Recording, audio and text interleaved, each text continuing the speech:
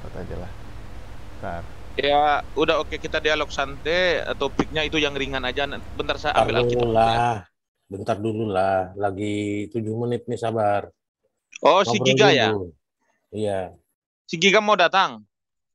Enggak aku nyiapin lab ini. Sabar dulu. Oh ya, aku juga mau nyiapin dulu lah bentar. Aku bikin judul dulu.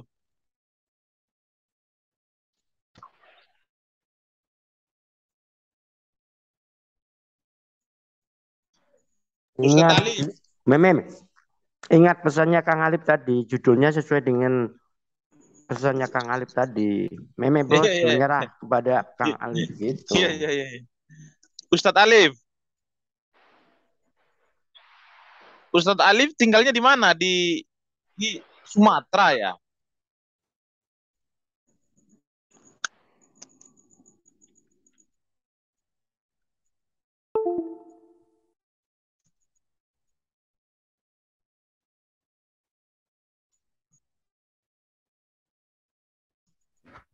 Sorry, gimana, Mek? Ustadz Alif di Sumatera atau Pulau Jawa? Saya di Sumatera. Oh, Kok ini suaranya mental? Halo? Enggak ya? Oh, ini open mic yang ini.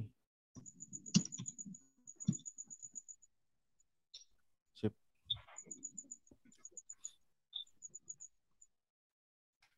Di Lampung, Mek. Mau main sini? oh jauh Beruntung, lah. beruntung kali ya lu gak ya digerumbungin cewek. Gila. Luga itu umurnya udah 40-an nggak nikah-nikah gimana dia? Udah membeku itu. Jadi kerupuk. Ini apa membeku seperti keju. Hmm.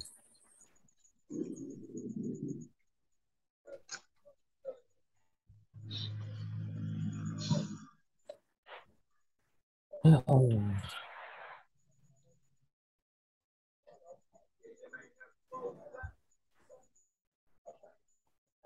Tadi gimana, Mek? Temanya, Mek?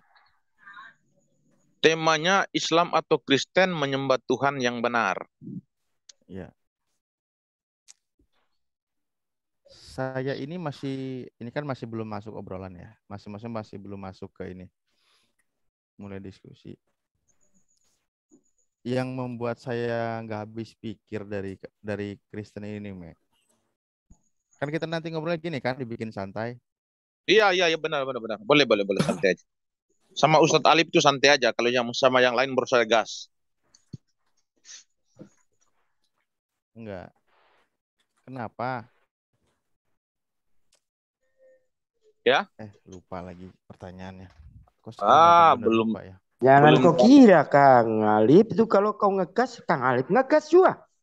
Enggak, Ustadz Alif ini dialognya tipenya santai dia. Memang tidak tidak seperti eh, debaters-debaters yang lain ngegas. Tetapi dia tipenya santai tetapi terarah. Bagus.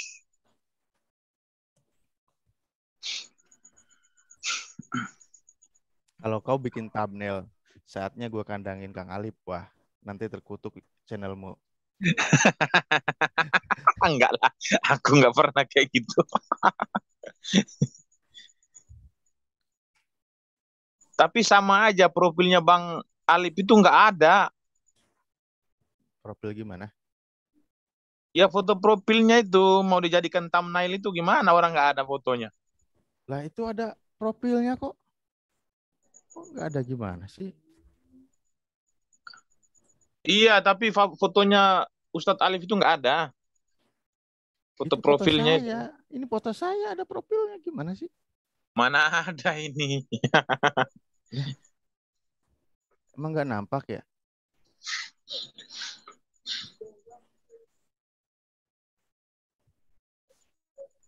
Begini, Me, masalah Tuhan itu, Me. Hmm.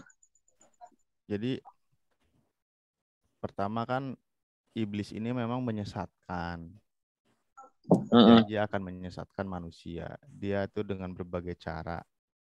Datang dari depan, dari belakang, dari atas, dari bawah. Nah, pasti hal yang prinsip ini dia adalah tugas utamanya, misinya menyelewengkan dari menuhankan yang benar gitu.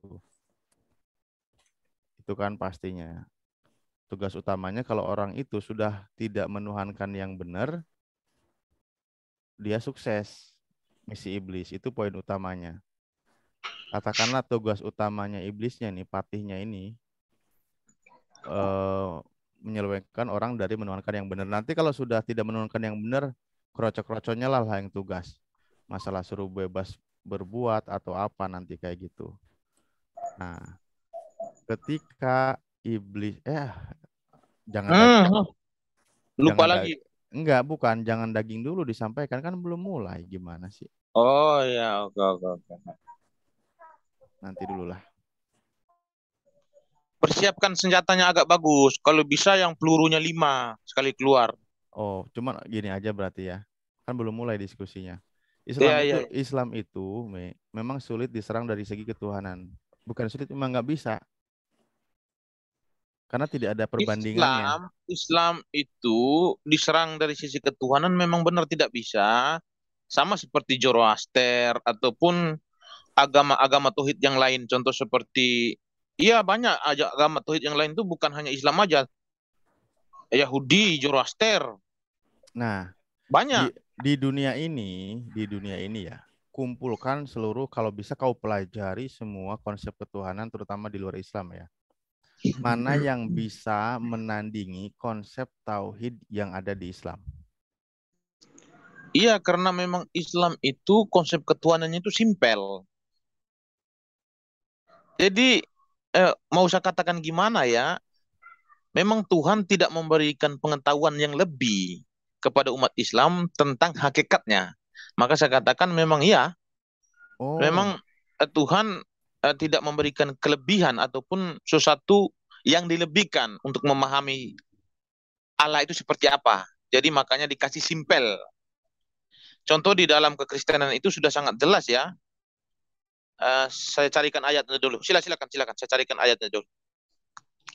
iya. Kan belum ke substansi, kita ngobrol dari sini Belum, dulu. belum, belum. Hanya sekedar ngobrol dulu, tetapi saya Nah, siapkan ayatnya dulu. dalam simple ini artinya memang tidak dibikin rumit, oke lah. Saya ikuti dulu di situ. Karena begini, eh, Tuhan itu tahu makhluk, keterbatasan ciptaannya tahu. Makanya Tuhan itu menginformasikan sesuai dengan apa yang bisa dijangkau oleh makhluknya. Dan sampai detik ini, sehebat-hebatnya manusia belum bisa mendeteksi seluruh ciptaannya. Itu pasti di sini tidak ada yang bisa membantah. Sehebat apapun, secanggih apapun ilmu yang dia miliki, belum ada yang bisa mendeteksi seluruh ciptaannya. Nah, makanya orang Tuhan itu memerintahkan, silakan kau berpikir, kau cari ilmu tentang bagaimana seluruh ciptaanku. Nah, karena apa? Nanti kalau memang kau sampai ada masanya, engkau akan istilahnya begini ya, engkau akan menyerah bahwa mengerti bahwa engkau itu sungguh Sang Maha, karena apa? Dia itu otaknya itu sudah nyerah sendiri karena keterbatasan manusia. Dan janganlah engkau pikirkan tentang aku, esensinya gitunya. Karena tidak akan sanggup. Jadi Tuhan itu sudah bilang demikian, memang tidak akan menjangkau otak manusia itu. Tetapi bagaimana tentang afalnya, pekerjaan Tuhan itu seperti apa, bagaimana sifat-sifatnya, karakter Tuhan itu seperti apa, kan gitu. Kita bisa mengenalinya. Tetapi tentang esensinya kita tidak akan sanggup. Karena memang Tuhan sudah mengatakan, aku tidak sama dengan ciptaanku gitu.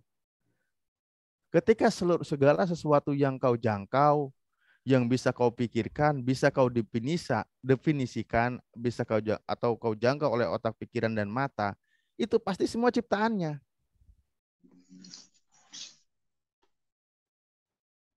Makanya kalau dipaksakan di Islam, kau tidak akan sanggup. Nah, ketika dalam konsepmu, itulah kenapa akan terjadi kerancuan, akan terjadi pertentangan. Pasti ini enggak akan berujung. Gitu. Sebenarnya pertentangan itu di dalam kekalangan Unitarian ya.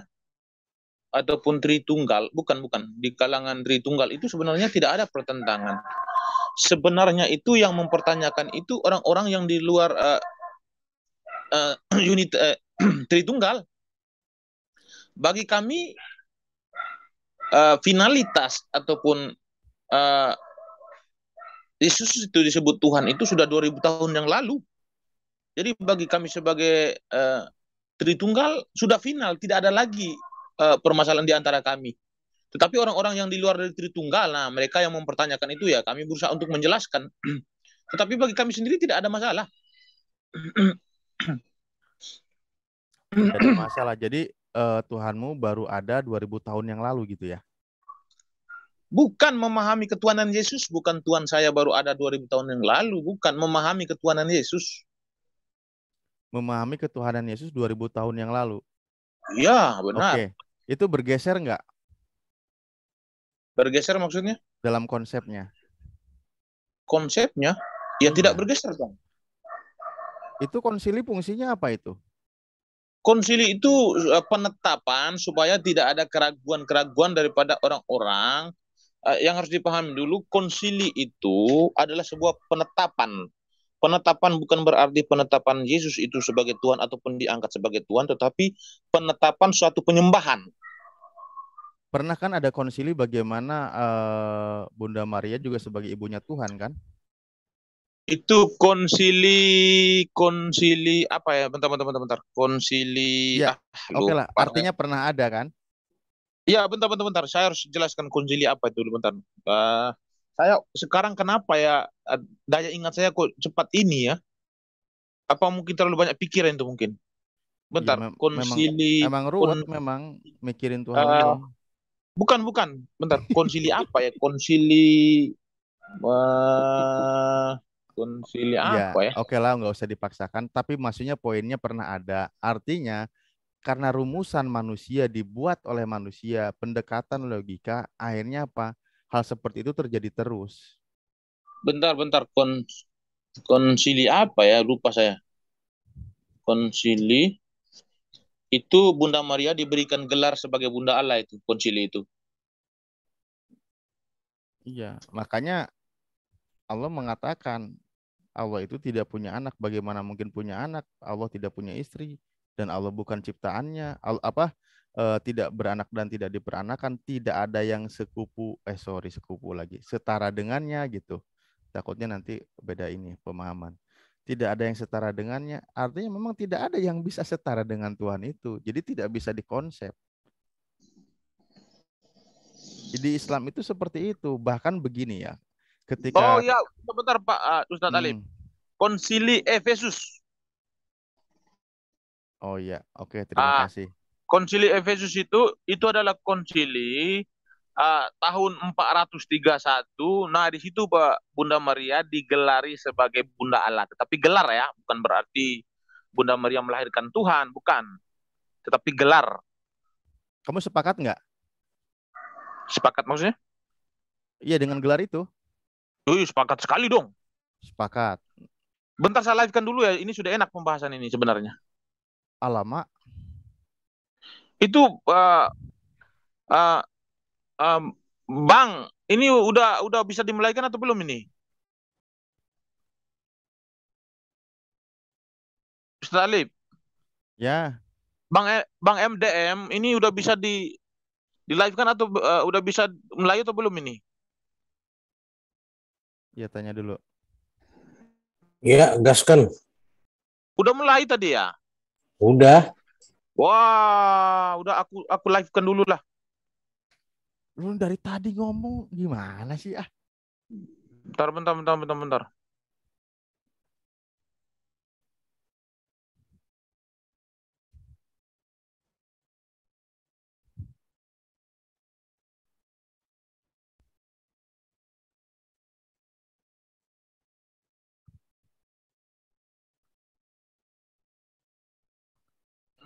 Bentar saya lihat live dulu ya. Live belum ya, bentar ya.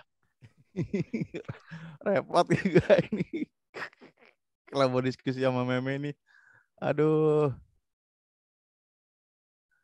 Meme bos.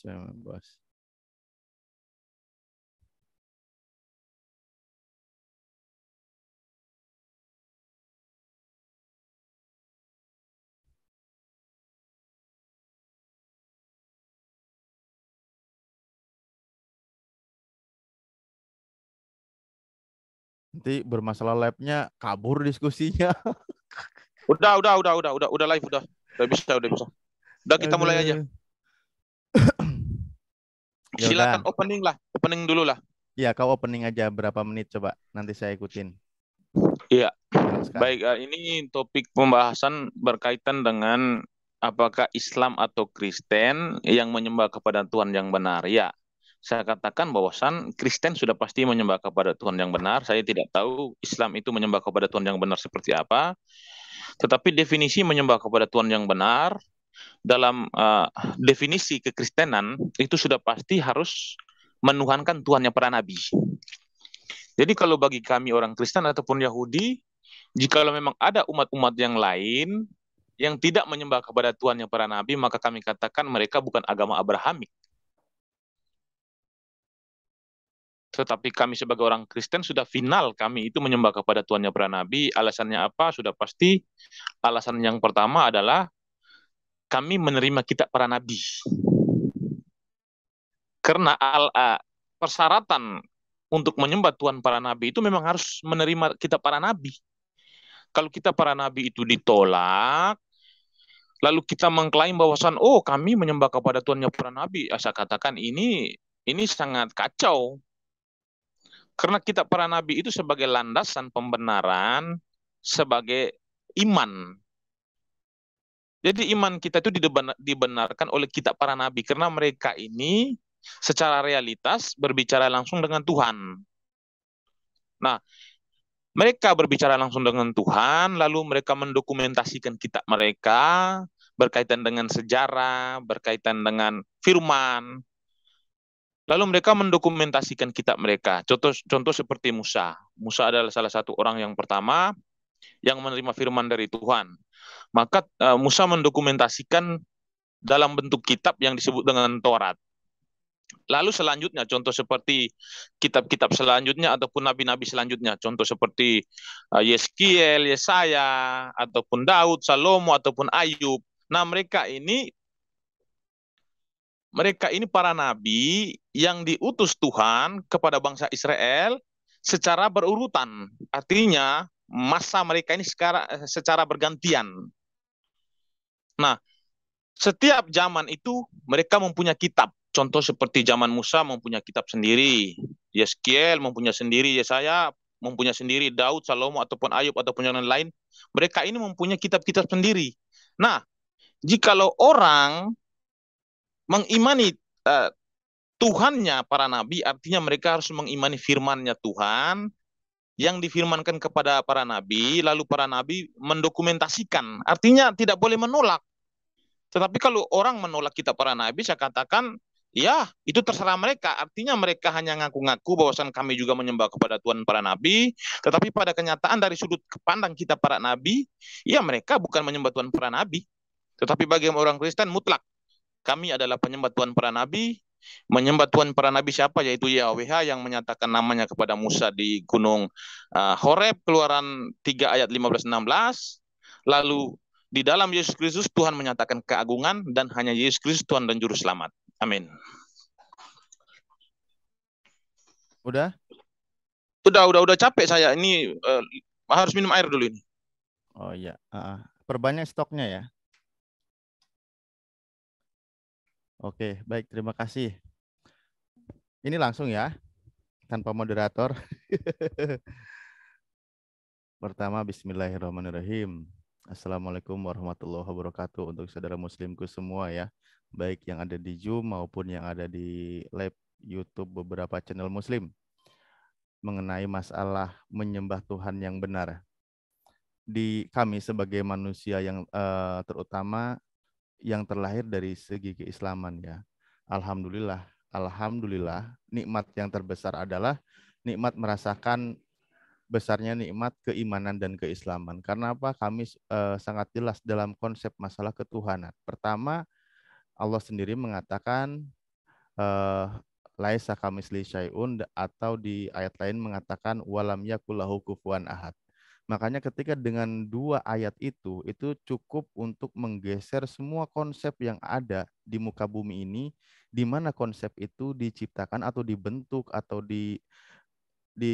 dibuat oleh manusia. Makanya sehebat apapun pemikiran manusia, ketika dia menarasikan, menciptakan, menuhankan sesuatu, maka bisa dibantah lagi oleh manusia lainnya. Karena apa? Hasil karya manusia bisa dibantah oleh manusia lainnya. Tetapi hasil klaim dari Tuhan yang maha sesungguhnya itu tidak ada yang bisa membantahnya. Makanya tidak ada tandingannya. Walam yakul lahu kufuwan ahad. Tidak ada tandingannya karena Allah sendiri yang mengenalkannya. Begitu, tidak ada yang bisa setara dengannya. Itulah hebatnya konsep ketuhanan yang ada di Islam. Makanya ketika orang itu mau menentukan mengatakan Tuhannya demikian, Tuhan kami hebat demikian, di Al-Qur'an banyak yang menarasikan, menginformasikan ya bahwa konsep-konsep seperti itu ternyata itu gugur semua dalam penjelasan Islam. Nah, bagaimana kami mengenal Tuhan yang memang tidak bisa dijangkau oleh logika akal manusia dalam esensinya ya. Tentu Tuhan sendiri mengenalkan karyanya, mengenalkan sifat-sifatnya, mengenalkan pekerjaannya. Disitulah ketika di situ kami tahu bahwa Tuhan kami mengenalkan dengan cara seperti itu karya-karyanya yang memang diterima oleh akal sehat, maka otak kami menyerah bahwa Tuhan yang maha ada itu sebenarnya ada gitu. Yang tidak sama dengan makhluknya kami bisa menerima. Akal kami bisa menerima. Karena apa? Begitu banyak ciptaannya yang masih belum bisa diketahui oleh manusia atau diekspos oleh manusia. Tetapi Allah sendiri pernah ada menantangnya di dalam Al-Quran, di surah Ar-Rahman ya. Bismillahirrahmanirrahim. Ya ma'syarul jinni wal insi ini stata'tum ang tangfudu min aktoris samawati wal ard fangfudu la tangfuduna illa bisultan. Allah menantang, Allah memberitahukan kepada seluruh segenap makhluknya, ciptaannya, terutama dari kalangan manusia dan jin, karena memang manusia sehebat apapun otaknya dia, kecanggihan dalam dia menciptakan sesuatu atau membuat sesuatu, atau kalangan jin dengan kehebatannya para jin, silakan kau tembus dari dasar bumi sampai ke ujung langit semesta inilah. Kalian lintasi dengan ilmumu, kau cari semua itu kan. Bagaimana pengetahuan? Latang pudung, kau tidak akan sanggup kecuali dengan kekuatanku, kecuali dengan kerajaanku, kecuali dengan kehebatanku. Artinya memang Allah sendirilah yang maha dalam segalanya gitu. Yang lain tidak akan bisa. Nah, mungkin itu dulu opening statement dari saya, Mei. Nanti kita sambil berlanjut. Silakan. Kita langsung aja ke topik pertanyaan saja, Ustadz Alif. Nah, mungkin Ustadz Alif silakan saja bertanya dulu kepada saya. Mungkin alasan apa? Mungkin Ustadz Alif mungkin mempunyai alasan ya. Kok menurut saya orang Kristen ini menyembah kepada Tuhan tidak benar. Nah, mungkin unek-uneknya Ustadz Alif itu dipertanyakan. Nanti giliran saya juga bertanya. Nanti saya juga akan pertanyakan. Menurut saya sebenarnya teman-teman Muslim ini salah menyembah Tuhan ini. Nah, nanti saya akan pertanyakan. Mungkin Ustadz Ali duluan bertanya kepada saya ya. Oke, siap. Pertama begini, ketika di dalam keyakinan Anda meyakini bahwa Anda memegang kitab yang memang itu satu turunan ya tadi dengan para nabi, artinya dalam konsep keturunan kenabian dan sebagainya itu ada terhubung, tetapi di sini ada hal yang membedakan di antaranya dalam masalah ketuhanan. Nah, ini yang memang hal yang prinsip.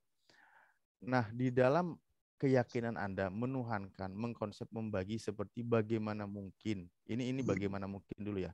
Bagaimana mungkin adalah Tuhan itu berubah menjadi ciptaannya. Itu pertama dalam konsep di Islam. Ya. Tidak mungkin karena apa? Manusia itu memiliki keterbatasan. Sementara Tuhan itu tak terbatas. Artinya apa? Maksudnya dalam kemahaannya gitu. Mana mungkin berubah menjadi suatu yang terbatas. Nah, ini tidak ada ajarannya di dalam bahasa kita itu semitik ya, atau samawi. Ajaran-ajaran pewahyuan yang tersambung dengan para nabi itu nggak ada. Tuhan itu berubah menjadi manusia itu nggak ada. Nah, ini saya minta dulu ketegasannya darimu sebelum nanti saya ke pertanyaan yang lebih dalam lagi. Bagaimana Berarti pertanyaan itu bahwasan kenapa Tuhan menjadi manusia ya? Ya, itu dulu. Iya. Tadi kan sudah sempat ketawa kan mendengar jawabannya salah satu pendeta senior kita. Iya. Oke.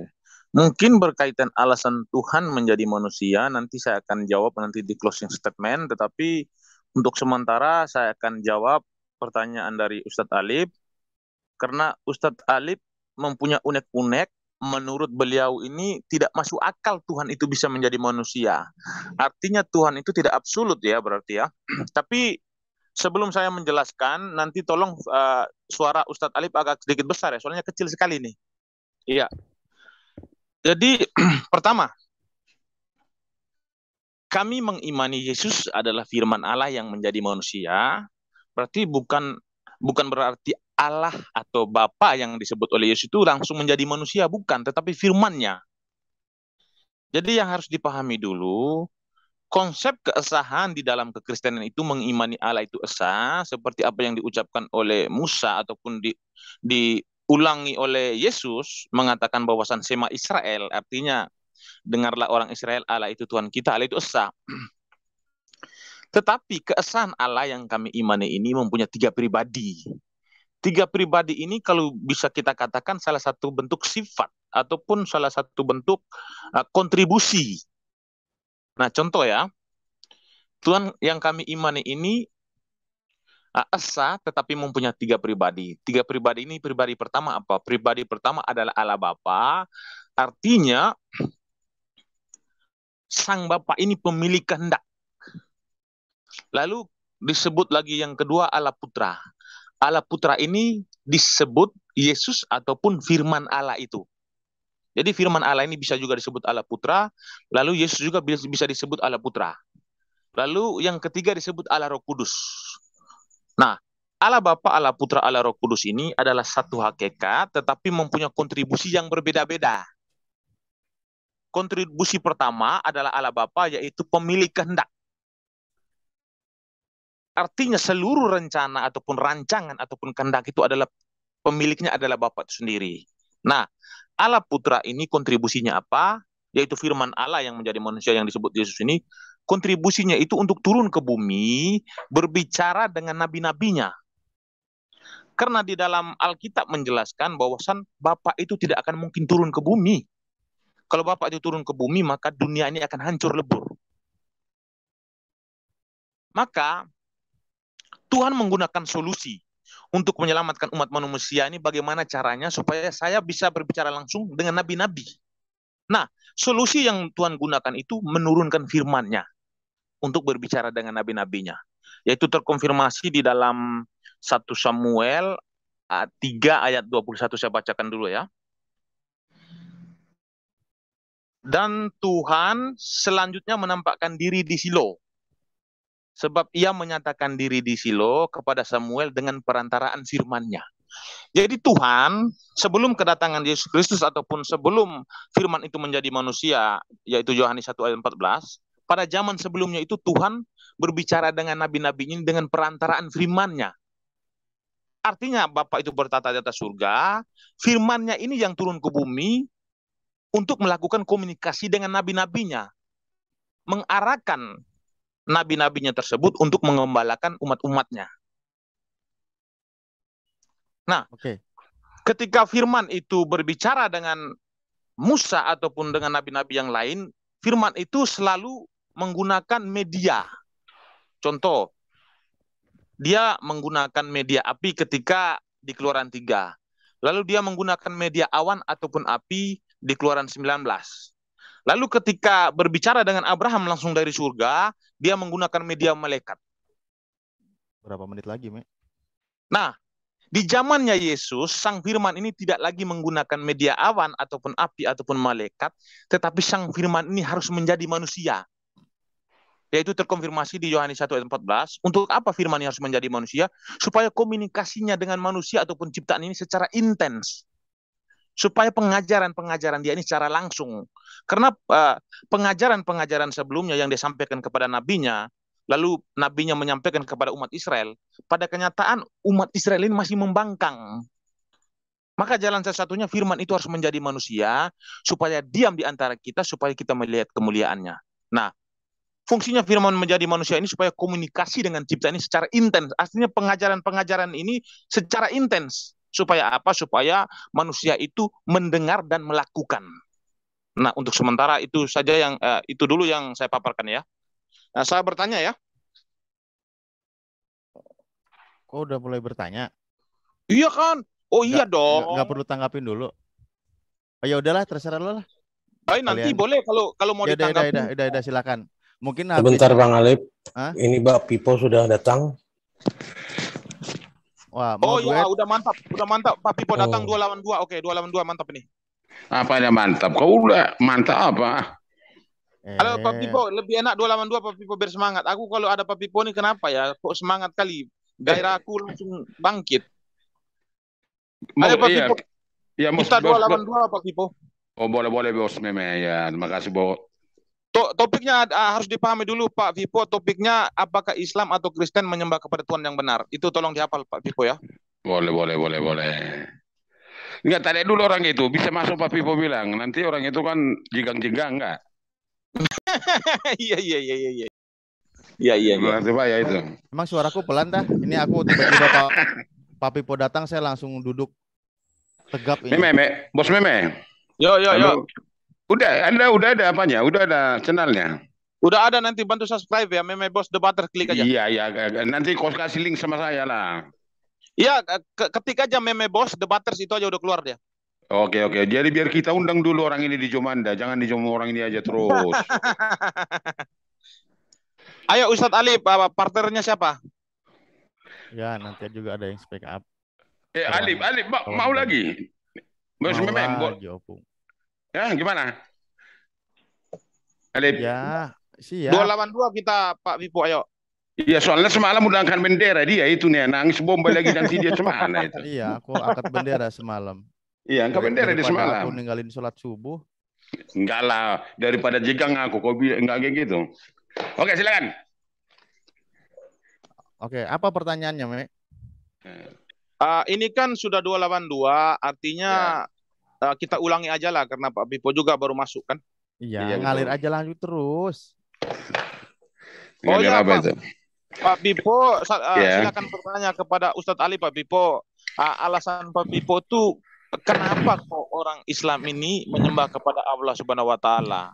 Menurut Pak Pipo ini mereka menyembah kepada Tuhan, menurut Pak Pipo tidak masuk akal gitu maksudnya. Oh ya, cuman Bro Alip.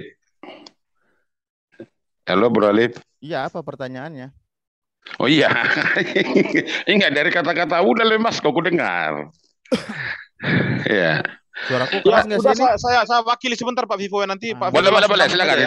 Ya, silakan. Wakili pertanyaan. Begini kan Ustadz Alif sudah bertanya tentang ketuhanan saya, itu berkaitan dengan Yesus. Menurut Ustadz Alif kan, menurut Ustadz Alif kan Yesus itu kan tidak masuk akal kok bisa menjadi Tuhan. Nah, sekarang gantian saya bertanya.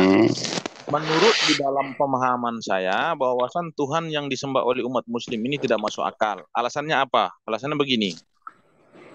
Di kitab para nabi, salah satu kitab Musa itu menjelaskan bahwasan pintu iman itu ditetapkan ke Bani Israel ataupun keturunan Abraham, Ishak dan Yakub. Artinya, artinya bangsa-bangsa itu, bangsa-bangsa kafir di seluruh dunia, kalau mau mengenal Tuhan harus datang kepada orang Israel. Itu adalah satu pintu iman yang ditetapkan Tuhan. Nah, pertanyaan saya ini, Tuhan yang disembah oleh umat muslim ini yang menyatakan keagungan ataupun kemahakuasaan kepada Muhammad melalui Jibril di dalam Gua Hira ini Tuhan yang mana kira-kira ini? Silakan. Nanti Pak Vivo nanti lanjutkan Pak Vivo ya. Boleh. Oke, baik. Terima kasih atas pertanyaannya Bro Meme Bos. Saya datang Pak Vivo langsung duduk tegap lagi nih. Pertama begini. Aduh, Pak Pipo santai Pak Pipo. Nggak usah ngegas dulu ini, napasnya kuat bener ini. Oh ya, oke.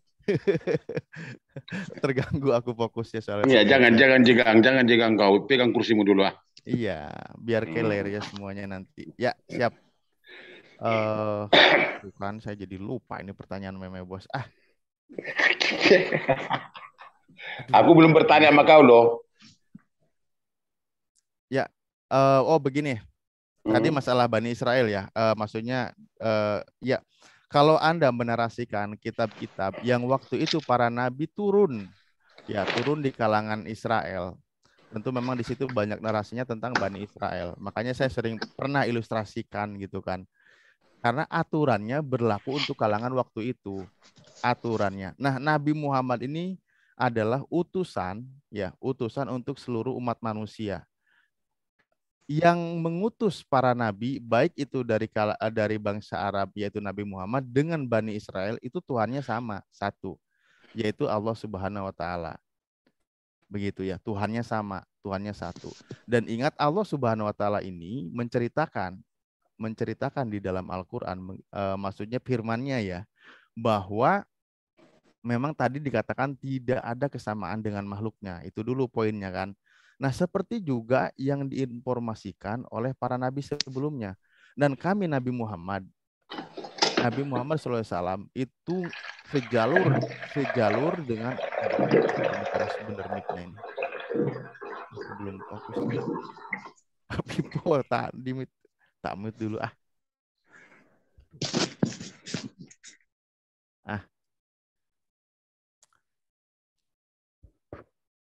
Memang terganggu bener fokusnya ini. Pak Pipo. Ya, Lanjut, Lip. Iya, tutup mic-nya. Keras bener. Tutup dulu mic-nya. Oke. Trauma nampaknya kok. Enggak trauma enggak?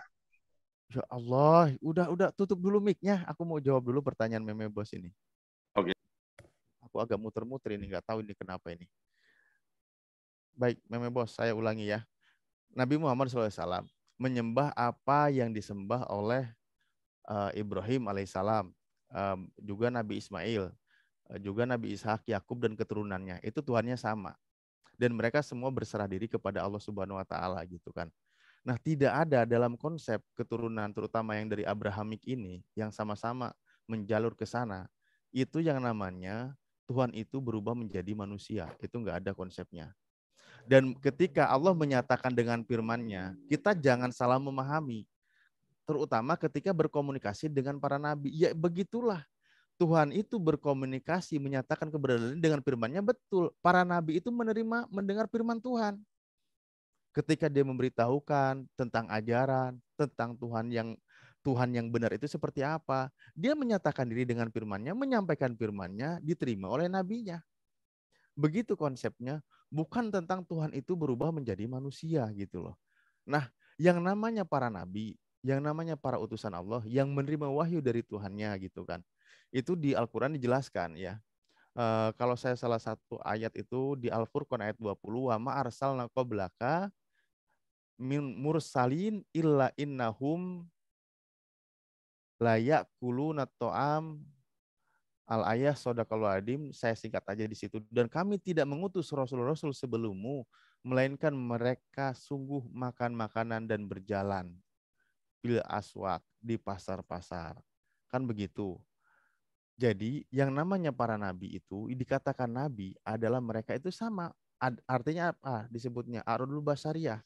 Sifat kemanusiaan. Dia memiliki rasa haus, lapar, makan, minum, dan lain sebagainya. Itu para nabi. Makanya ketika ada seseorang yang menerima wahyu dari Tuhannya, lalu dia diangkat menjadi Tuhan, maka itu kesalahan besar. Karena apa? Yang menerima wahyu itu dia seorang nabi dan dia makan. Dan seluruh para nabi itu semuanya makan. Seluruh para nabi itu makan. Manusia umum artinya. Gitu. Makanya jangan diangkat sebagai Tuhan. Dan tadi saya sudah jelaskan bahwa Tuhan itu tidak ada kesamaan dengan makhluknya. Logika kita begini, Bro Meme. Saya jadi teringat lagi tadi yang saya tahan jawabannya.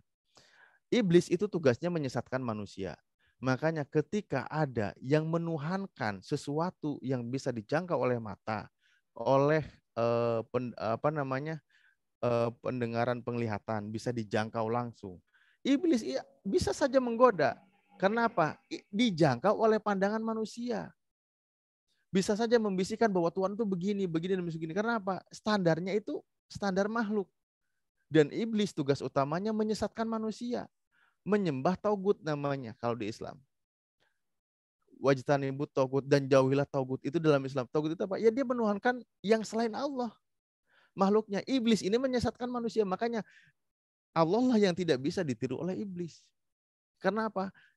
Allah itu tidak ada kesamaan dengan makhluknya. Makanya ketika ada yang mengkonsep menuhankan selain dari Allah, baik itu membagi dan lain sebagainya, itu dia sama saja dengan apa? Tergoda oleh bisikan iblis. Itu konsep di Islam. Begitu dulu Meme Bos. Pak Vivo. Pak Vivo, ditanggapi Pak Vivo. Ya, baik. Saya tadi loadingnya agak lama ini. Lanjut. Saya tertarik kata-kata Alif tadi itu. Oh iya dong. Yang ya tertarik saya, tertariknya ya makanya saya masih bisa bertanya kan, Lip.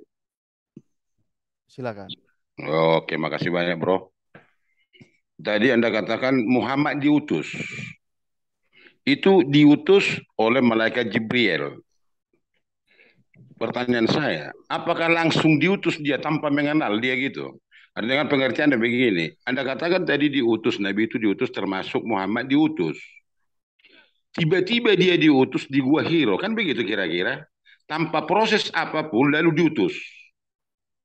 Coba jelaskan bagi saya, bagaimana Allah Subhanahu wa taala mengutus dia, mengenal Allah Subhanahu wa taala tiba-tiba di Gua Hiro? Gimana prosesnya itu? Begini, karena kalau manusia, baik di dalam Bible, di Alkitab ada prosesnya, ada pengenalan dulu, lalu diutus. Ini Anda katakan diutus. Yang setahu saya, mungkin luruskan kalau memang salah. Muhammad di Gua Hiro mendapat wahyu dari malaikat Jibril, langsung diutus. Yang seharusnya mungkin barangkali pengenalan dulu lah bagaimana, karena proses hidupnya pun saya tidak tahu, mungkin di Quran Anda, di hadis Anda, mungkin ada prosesnya sebelum diutus. Kalau sudah diutus, berarti sudah mengenal, sudah pernah, sudah berhubungan. Bukan berarti tiba-tiba langsung diutus, tanpa tahu, tanpa apa, langsung diutus. Berarti kayak gitu sudah pemaksaan namanya. Karena Allah itu, kalau Tuhan itu saya katakan, dia ada prosesnya bagi manusia dulu, mengenal dia dulu, baru mutlaklah diutus. Kan begitu kira-kira enggak? Tapi tolong jawaban Anda dulu lebih spesifik barangkali. Utusan sebagaimana Muhammad diutus, kayak mana kira-kira pengutusan Allah Subhanahu wa taala melalui malaikat Jibril utusan dia? Ya udah diulang terus, Opung. Enggak dapat nalar Anda kira-kira pertanyaan saya? Nalar. Oke, silakan. Jangan diulang terus ah. Ya. Enggak baik, nanti aku cepat-cepat ini lagi bendera putih. Begini Opung. Terima kasih. Bro Meme saya jawab ya. Anda moderator lagi jadinya. Ya, ini agak bergeser tapi nggak masalah lah. Ini langsung kepada utusannya. Baik, kenapa Nabi Muhammad diutus oleh Allah Subhanahu wa taala? Pertama begini, dan dia kalangan bangsa Arab, kaum Quraisy waktu itu, saya pernah sampaikan juga bahwa menjalur dari tetap Abrahamik, yaitu jalur dari Ismail, Ismailiyah makanya. Yang namanya Nabi Ismail pernah berdakwah di sana, mendakwahkan tauhid. Seperti yang didakwahkan oleh bapaknya, yaitu Nabi Ibrahim alaihissalam. Bagaimana mengenal Tuhan di kalangan bangsa Arab tentu sudah mengenal. Mengenal Allah Subhanahu wa taala sudah mengenal. Mengenal Allah Tuhannya bangsa Arab itu sudah mengenal. Akan tetapi karena ada kekosongan masa kenabian waktu itu, ya ada manusia itu mulai bereksegesis mandiri kalau saya pinjam istilah bahasa.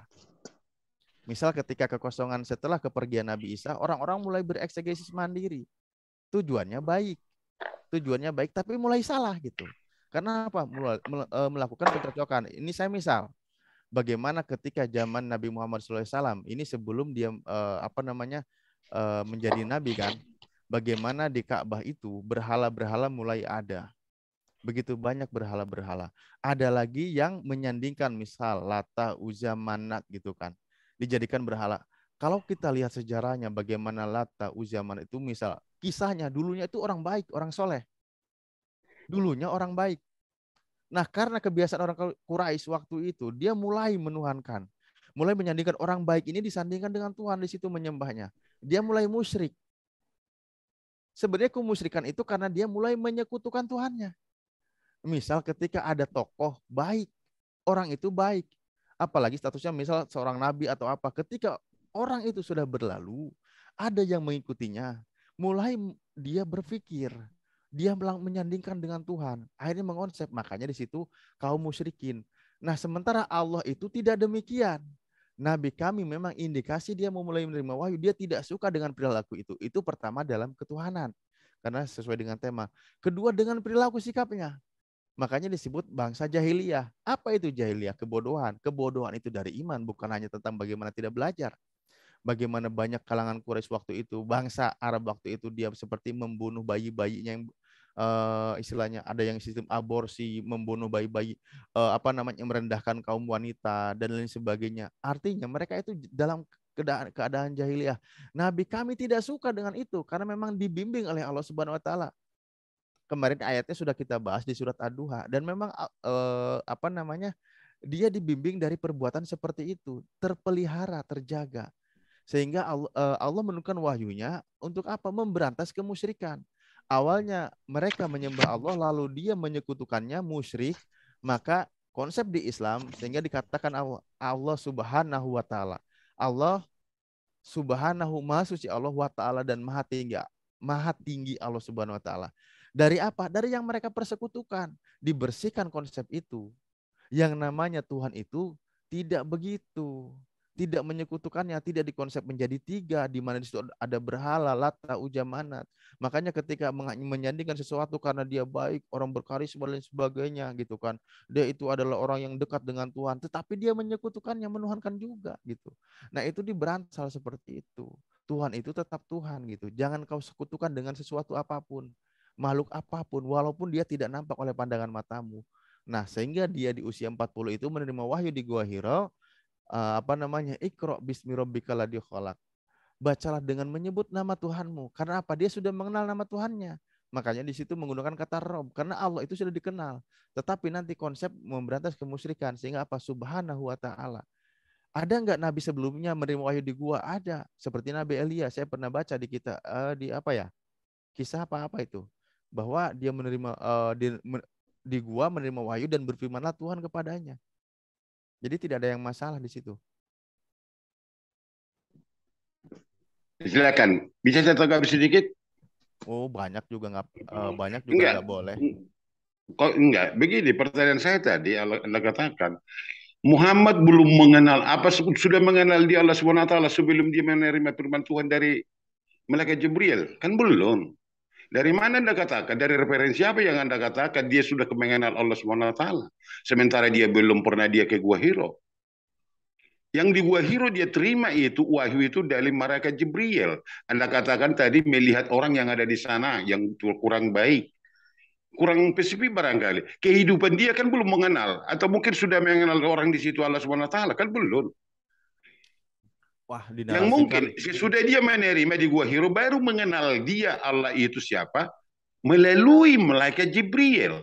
Anda katakan tadi sudah mengenal. Maka saya katakan tadi prosesnya bagaimana dia mengenal, tiba-tiba di Gua Hira langsung dia diutus.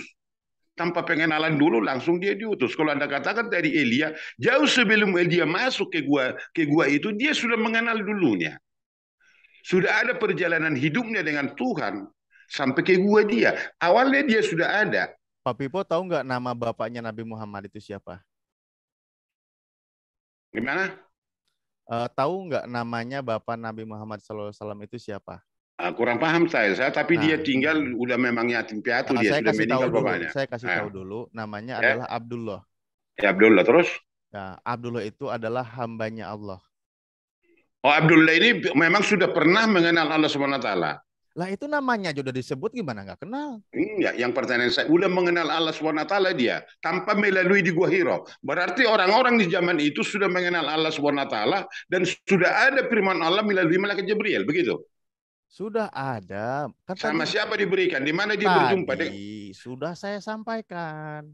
Baik. Bahwa Nabi Muhammad ini sama-sama menjalur dari Abrahamik. Itu saya tadi jelaskan. Jadi Abdullah ini sudah pernah berjumpa, Abdullah ini sudah pernah berjumpa dengan malaikat Jibril. Bukan begitu konsepnya. Mengenal Tuhannya Allah Subhanahu wa taala. Abdullah sudah pernah berbicara dengan Allah. Enggak gini. Tadi saya sudah sampaikan. Ya, kalangan waktu itu sebelum beliau menjadi rasul, mereka sudah mengenal Allah, kalangan bangsa Arab. Hanya mereka mulai menyekutukannya. Makanya di Arab itu disebut apa? Musyrikin. Orang yang kembali lagi kepada Tuhan. Awal tadi. Alif. Siapa mengenal? Siapalah yang mengenal Allah SWT sebelum Muhammad menerima wahyu di Gua Hiro. Abdullah tidak katakan. Berarti Abdullah sudah pernah berhubungan dengan Allah SWT. Atau Jalur melalui dari malaikat. Ismailiyah. Jadi sebelumnya kan sudah ada Nabi Ismail. Dia menerima wahyu dari Allah Subhanahu wa taala. Ajarannya tentu berlanjut. Nah, Melalui di masa enggak, kekosongan, di ya. masa kekosongan kenabian, orang mulai bereksegesis mandiri. Jadi mengonseptuan, menuhankan orang soleh gitu kan. Dia menyandingkan, dibikin berhala dan lain sebagainya. Disitulah mulai diluruskan lagi. Makanya yang namanya Allah itu sudah dikenal.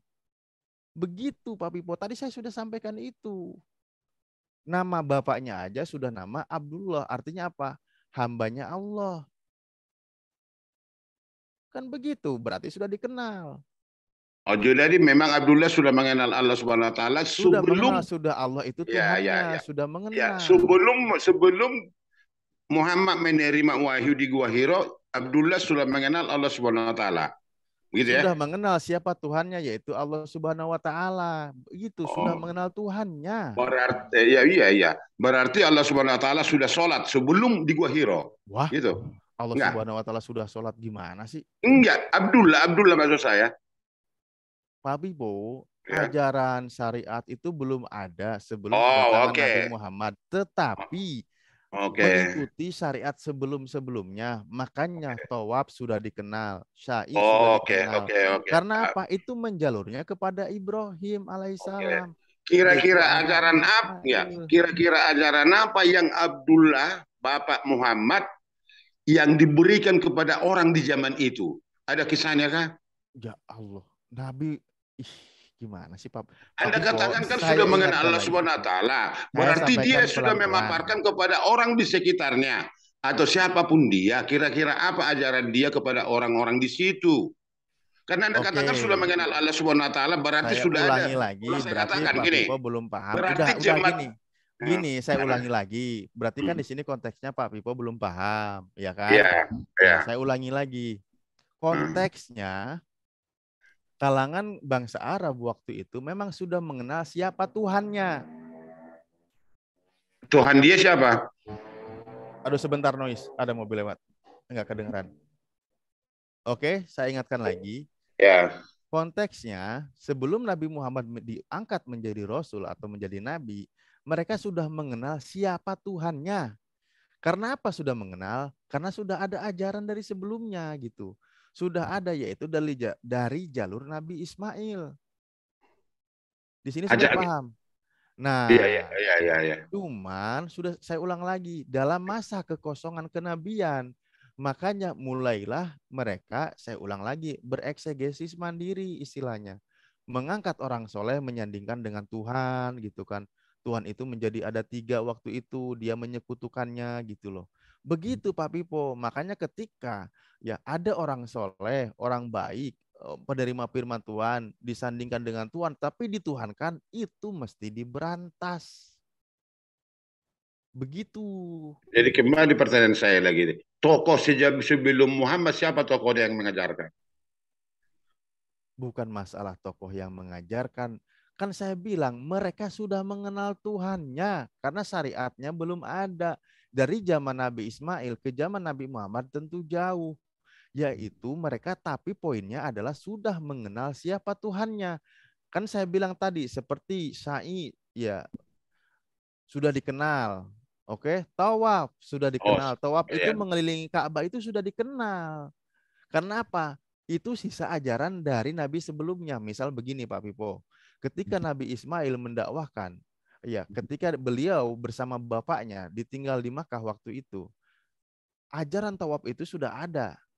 Karena memang beliau sudah tawaf waktu itu. Nah, kepada umatnya juga sudah ada. Tawaf yang benar seperti apa? Tentu yang dikembalikan ajarannya oleh Rasulullah. Karena apa? Karena waktu sebelum Nabi Muhammad menjadi nabi, mereka sudah ada yang tawaf. Tapi caranya mereka tawaf dengan cara telanjang bulat kayak gitu. Itu seperti itu. Mereka sudah mulai lupa dengan Tuhannya, syariatnya, mulai menyekutukannya. Makanya dikembalikan kepada ajaran yang sesungguhnya. Oh, berarti begini mungkin balik. Sebelum di Gua Hiro, Allah Subhanahu wa taala sudah berfirman melalui malaikat Jibril kepada orang-orang di sana, bukan? Oh, Allah bisa aja berfirman kepada hambanya siapa yang dikehendaki. Kan nabi itu banyak. Makanya gini Pak Pipo ya. Dalam konsep di Islam, nabi itu ada 124.000 nabi. Itu pertama. Berapa Nabi berapa? 124.000 nabi. Oh iya ya. Banyak kan? Bukan Nah, banyak, bukan banyak. apa? Tidak sedikit. Bukan sedikit, bukan tidak sedikit. Apa? Kurang Nggak banyak. masuk. Bukan, nggak masuk akal pikiran saya. Itu berapa puluh tahun itu, jangka berapa tahun satu orang Nabi?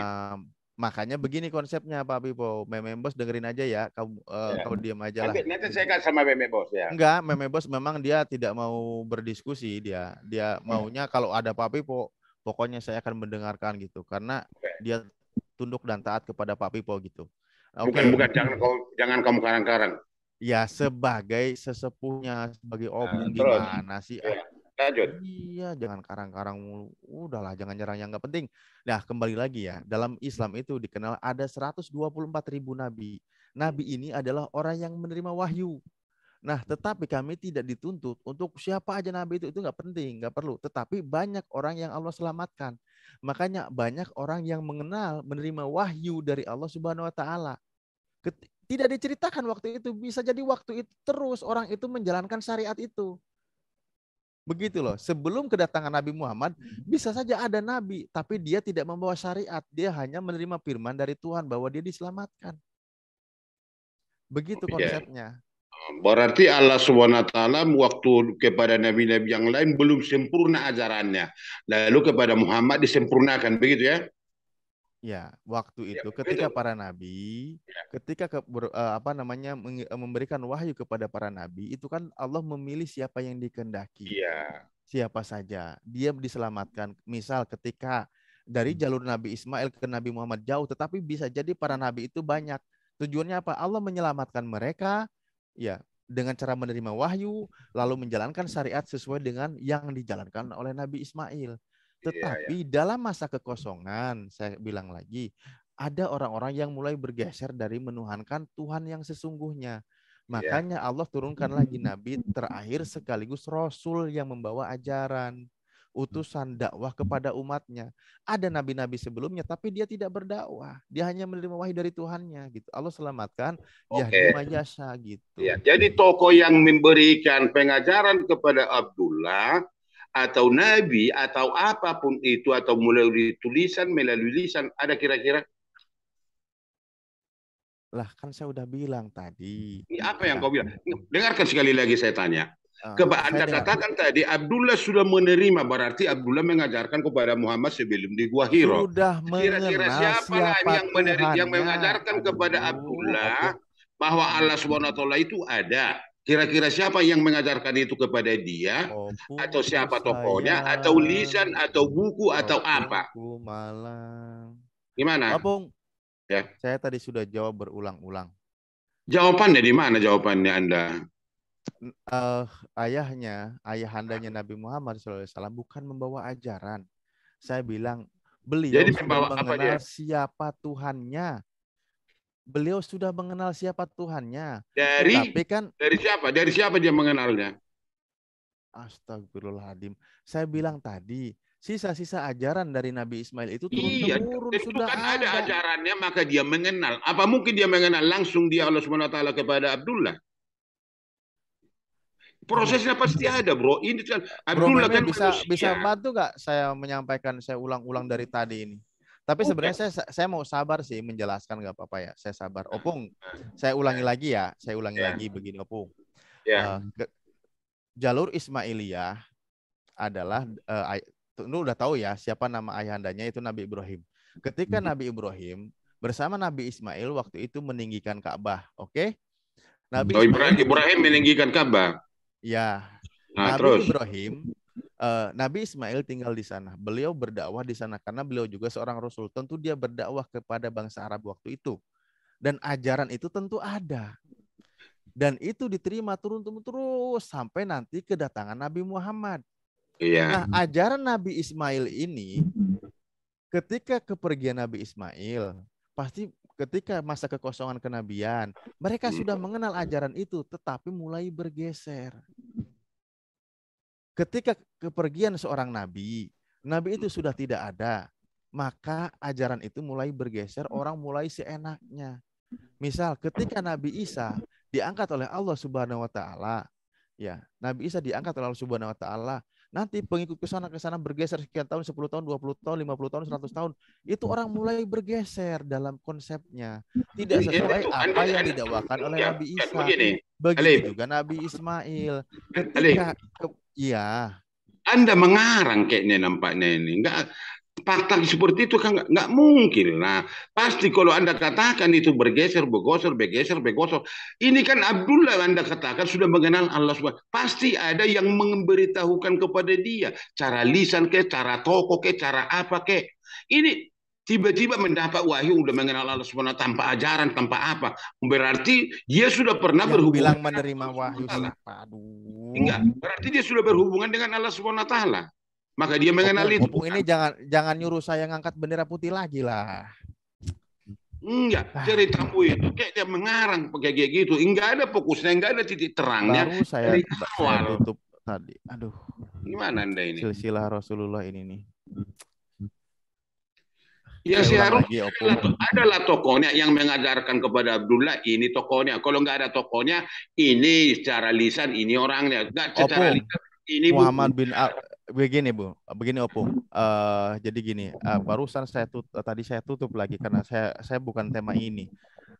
Nabi Muhammad bin Abdullah bin Abdul Muthalib bin Hashim bin Manaf bin Qusay bin Kilab bin Ma'ab dan seterusnya, sampai nanti bersambung kepada Nabi Ismail kepada Nabi Ibrahim, nanti juga bersambung lagi kepada Nabi Adam. Itu semua bersambung, otomatis di situ estafet informasi itu ada. Oke? Informasi betul estafet, tetapi kan pasti ada lah secara lisan, secara buku, secara. Ini saya sampaikan, dia mengenal Tuhannya. Dia mengenal Tuhannya karena estafet informasi kenabian itu ada. Seperti dari Nabi Muhammad itu tersambung kepada Nabi Ismail alaihissalam. Ketika tersambung dengan Nabi Ismail ini berdakwah bagaimana cara menuhankan yang benar, bagaimana cara ibadah yang benar, seperti diwasiatkan oleh ayahandanya, bagaimana dia bertawaf, bagaimana tempat berpijaknya Nabi Ibrahim meninggikan Ka'bah, ada tempatnya, ada bekasnya, di situ akan menjadikan tempat sholat. Nah, diteruskanlah ajaran ini oleh Nabi Muhammad SAW, meluruskan ajaran sebelumnya yang mulai bergeser dari apa yang didakwakan oleh Nabi Ismail. Begitu. Udah, aku nggak mau muter lagi di sini. Kalau Opung mau muter lagi di sini, aku mendingan beli gorengan. Nggak, begini Alif, supaya kau lebih cerdas sedikit lah. Ini kalau kayak gitu kau bilang kayak gitu ceritanya, menurut saya itu mengarang bebas namanya, tanpa ada fakta, tanpa ada alurnya. Karena Abdullah itu manusia, pasti menerima sesuatu yang di dalam ajarannya. Anda katakan sudah mengenal, dari siapa dia mengenalnya? Kan nggak mungkin dia mengenal tiba-tiba. Berarti kalau tiba-tiba dia berarti pernah dia berjumpa dengan Allah SWT atau dengan malaikat Jibril. Kan begitu ceritanya. Kalau Ismail Anda katakan sama siapa diajarkannya, kan ada estafetnya yang Anda bilang seperti itu. Kalau di Ka'bah, apakah memang Abdullah itu sudah mengelilingi Ka'bah saat itu atau sudah menemui Allah SWT melalui Ka'bah? Kan nggak juga kan? Jadi ini terpotong kayaknya kisahnya. Ini supaya mengerti. Saya perlu karena Anda katakan tadi Muhammad melihat orang-orang tidak ada yang jujur, maka dia mengambil inisiatif untuk menerima dia di dalam wahyu di Gua Hiro. Jadi alur ceritanya dari awal ada. Kisah itu ada, karena kisah itu di dunia ini. Tanpa ada kisah yang tertera di dalam itu, bagaimana kita menerima ajaran seperti itu? Paham maksud saya kan? Paham. Saya jawab lagi. Ini terakhir kali nih ya. Terakhir kali. Bismillahirrahmanirrahim. Nabi Muhammad SAW. Ini saya ulang lagi apa boleh buat ini narasinya ya. Saya ulang lagi. Cuman mungkin saya agak sedikit tambah lagi. Tapi renungkan dulu baru. Nabi Muhammad SAW ya. Saya ulang lagi. Nabi Muhammad SAW adalah putra dari Abdullah. Betul. Siapa Abdullah ini adalah ayahandanya. Artinya di sini sudah mengenal bapaknya ini, sudah mengenal siapa Tuhannya, yaitu Allah Subhanahu wa taala. Kenapa bisa mengenal? Oke, mari kita runut. Abdullah bin siapa? Bin Abdul Muthalib. Abdul Muthalib ini berarti kakeknya Nabi Muhammad SAW. Abdul Muthalib bin siapa? Bin ya Allah jadi lupa ini. Jangan lupa kau, jangan lupa. Bentar. Muhammad bin Abdul Muthalib bin Hashim. Ya. Hashim bin siapa bin Manaf. Manaf bin siapa? Bin Mugiroh bin Kusoy, lalu bin Kilab bin Murroh bin Ka'ab bin Lu'ay bin Golib bin Pihir bin Malik bin Nador bin Kinanah bin Huzaimah bin Mudrikah bin siapa? Bin Ilyas bin Mudor bin Kinanah bin Nizar bin Ma'ad bin Adnan bin apalagi nanti bersambung lagi. Tadi siapa nyampe siapa tuh? Adnan bin ya Allah, bin Wakim bin Hur bin Tirof bin Ya'rub bin Yusjub bin Nabat bin Ismail, tersambung kepada Nabi Ismail alaihissalam. Papipo Nois. Nah, jadi Nabi Muhammad ini tersambung kepada Nabi Ismail alaihissalam. Artinya memang masih satu jalur. Nabi Ismail ini seorang rasul, Pak Pipo. Dia berdakwah, di situ dia membawa ajaran. Nah, ketika dalam kekosongan kerasulan di tanah Arab waktu itu, tentu mulai bergeser dari apa yang diajarkan oleh Nabi Ismail. Nabi Ismail ada narasi informasinya, dakwahnya, dan Nabi Ibrahim bagaimana dia di Ka'bah, meninggikan Ka'bah dan berdoa, itu ada di surat Al-Baqarah. Bisa dibuka dari 1, 2, 3 ayatnya. Oke, di situ saya udah jelaskan ya. Nabi Ibrahim juga berwasiat kepada Nabi Ismail, kepada putranya, bahwa inna Allah astafa lakumudina fala tamutunna illa wa antum muslimun. Sesungguhnya Allah telah memilih agama yang benar kepada engkau, dan kalian jangan mati kecuali dalam keadaan berserah diri, kecuali dalam keadaan seorang muslim. Di situ sudah dijelaskan, makanya mereka sudah mengenal Tuhannya. Begitu. Nah, dalam masa kekosongan itu, sebelum kedatangan Nabi Muhammad, di situ Allah Maha tahu. Karena apa? Pada masa jahiliyah waktu itu, mereka sudah mulai yang namanya kemusyrikan, yang namanya perjinahan, mabuk-mabukan, kemusyrikan menuhankan selain dari Allah, menyekutukannya, terus menggeser syariat dari yang benar gitu kan. Itu sudah terjadi, makanya Nabi Muhammad berdakwah di situ, meluruskan ajaran. Abdullah, ayahandanya Nabi Muhammad, tidak mau mengikuti apa yang dilakukan oleh orang-orang menyekutukan Allah itu. Beliau menjauh dari perilaku itu, makanya tidak mengikuti, tidak setuju seperti menuhankan Lata, Uzza, Manat. Allah itu disandingkan dengan Tuhan yang lain, ada 3 di situ. Makanya yang 3-3 itu dari Abdullah dan juga Nabi Muhammad SAW itu diberantas dakwanya, karena itu tidak baik. Allah itu satu. Makanya dikatakan di Islam itu Allah Subhanahu Maha Suci. Allah dari apa? Dari apa yang mereka sifatkan, yang dibagi-bagi itu. Wa ta'ala, dan maha tinggi Allah, tidak ada yang bisa menyertainya. Walam yakulahu kufuwan ahad, tidak ada yang setara dengannya. Begitu Pak Pipo. Jangan diulang lagi pertanyaan ini, kecuali kalau mau besok, saya udah capek mengulangnya. Pertanyaan yang lain. Enggak. Karena supaya maksudnya kan itu dari di judulnya, karena supaya kita yang menyembah Allah SWT benar atau tidak, itu tujuan saya. Oh benar. Kan iya, menjalur kepada Ismail. Ismail berhubung kepada siapa lagi? Ibrahim. Makanya kami Nabi Muhammad langsung kepada sentranya. Wattabi milata Ibrahim, ikuti gini syariat aja, Nabi Ibrahim. Enggak, lebih relevan barangkali Anda katakan seperti ini. Bukan mengajari Anda mungkin. Cerita itu sebelum Muhammad baru diceritakan 600 tahun kemudian kejadian itu. Lebih bagus kayak gitu. Saya pikir lebih bagus itu Anda katakan kepada saya. Jadi nggak ada yang lebih bagus. Apa kesimpulan Pak Pipo? Nggak ada. Bukan, karena supaya lebih, karena Anda katakan Abdullah sudah mengenal Allah SWT. Ajaran apa yang diterima kok dia mengenal? Melalui lisan kayak, melalui toko kayak, melalui apa? Harus ada faktanya, Alif. Sisa-sisa ajaran. Aduh. Siapa mengajarkan kepada dia? Siapa mengajarkan kepada dia? Sisa-sisa ajaran Nabi Ismail itu sebagai Rasul tentu di tanah Arab itu masih ada. Hanya mulai bergeser. Saya contohkan tadi sebagaimana contoh. Bergeser dulu yang begini. Contoh Nabi Musa alaihissalam ketika dia pergi sebentar saja, pengikutnya udah mulai bergeser dari menuhankan Allah. Lalu dia apa? Menjadikan lembu dan sebagainya. Pokoknya itu kayak gitu tuh ada terjadi gitu loh. Makanya Allah mengutus ketika Nabi Isa alaihissalam diangkat oleh Allah Subhanahu Wa Taala, kesini bergeser. Yang namanya Nabi Isa sebagai utusan Allah, tiba-tiba dituhankan. Ini Tidak bergeser bergeser, lagi. Alif, tidak bergeser Begitu itu. juga ajaran dari Nabi Ismail. Ketika Nabi Dengar. Ismail sudah tidak ada, sisa ajarannya masih ada. Mengenal Tuhannya siapa masih ada. Tetapi syariatnya sudah mulai bergeser. Cara menuhankannya sudah mulai bergeser.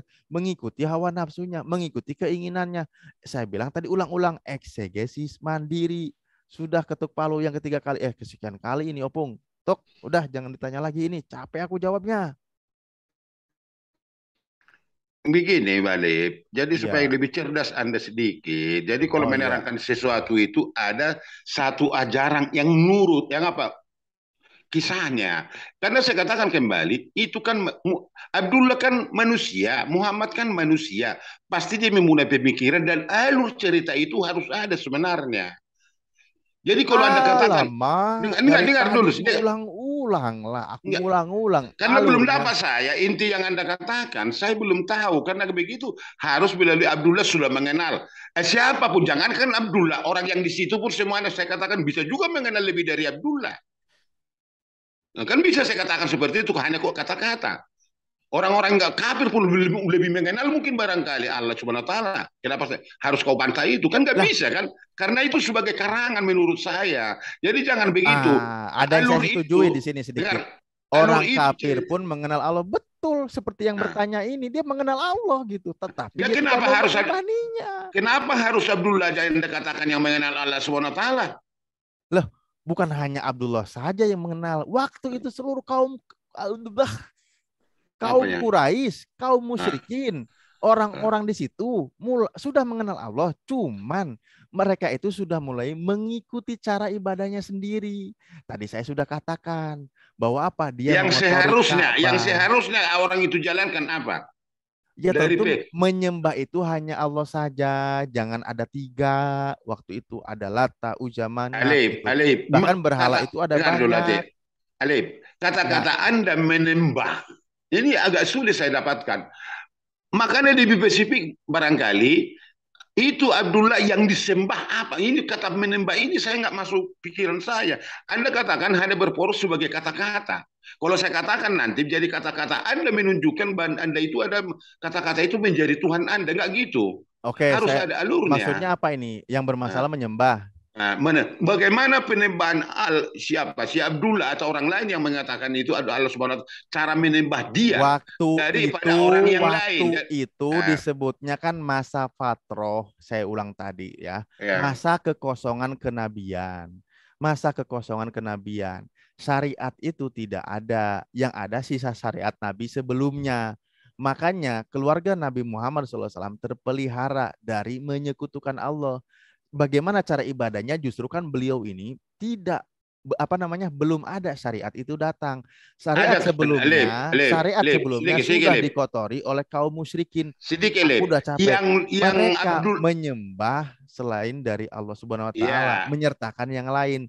Misalnya begini, apa tadi Pak Pipo mempermasalahkan kata menyembahnya? Enggak usah lagi ke sini. Enggak, yang disembah Abdullah secara apa namanya? Coba buktikan dulu cara dia menyembah Allah itu gimana? Anda katakan enggak menyekutukan, hanya kata-kata enggak menyekutukan. Cara dia menyembah Allah Subhanahu wa taala pada sebelum sudah ada sisa ajaran sebelumnya. Misal nih tawaf sudah dikenal, ya sa'i sudah dikenal. Nah, cuman waktu itu perilaku kaum Quraisy, kaum musyrikin waktu itu sudah mulai menyalahi cara beribadah. Makanya contohnya beribadah yang salah yang mana? Mereka menyembah menyekutukan Allah, sudah mengenal, sudah tahu Tuhannya itu Allah. Tetapi ada lagi tiga cara menyembahnya.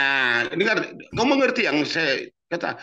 Cara menyembahnya itu akan hanya kata-kata yang Anda buat.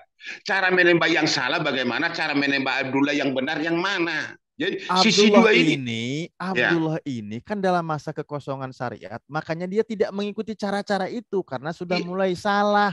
Iya, nah, cara Abdullah bagaimana cara Abdullah? Ada tawaf juga tidak mengikuti. Tidak, karena itu yang diikuti ajaran yang mana? Gimana kau ini? Kau memaparkan, tetapi buat dulu perbedaan antara dua sisi. Orang lain sudah menyekutukan Allah. Yang itu oke, saya terima. Yang benar itu menurut Anda, Abdullah bagaimana cara dia menyembah Allah itu? Adakah sesuatu pembuktian? Waktu itu masa kekosongan.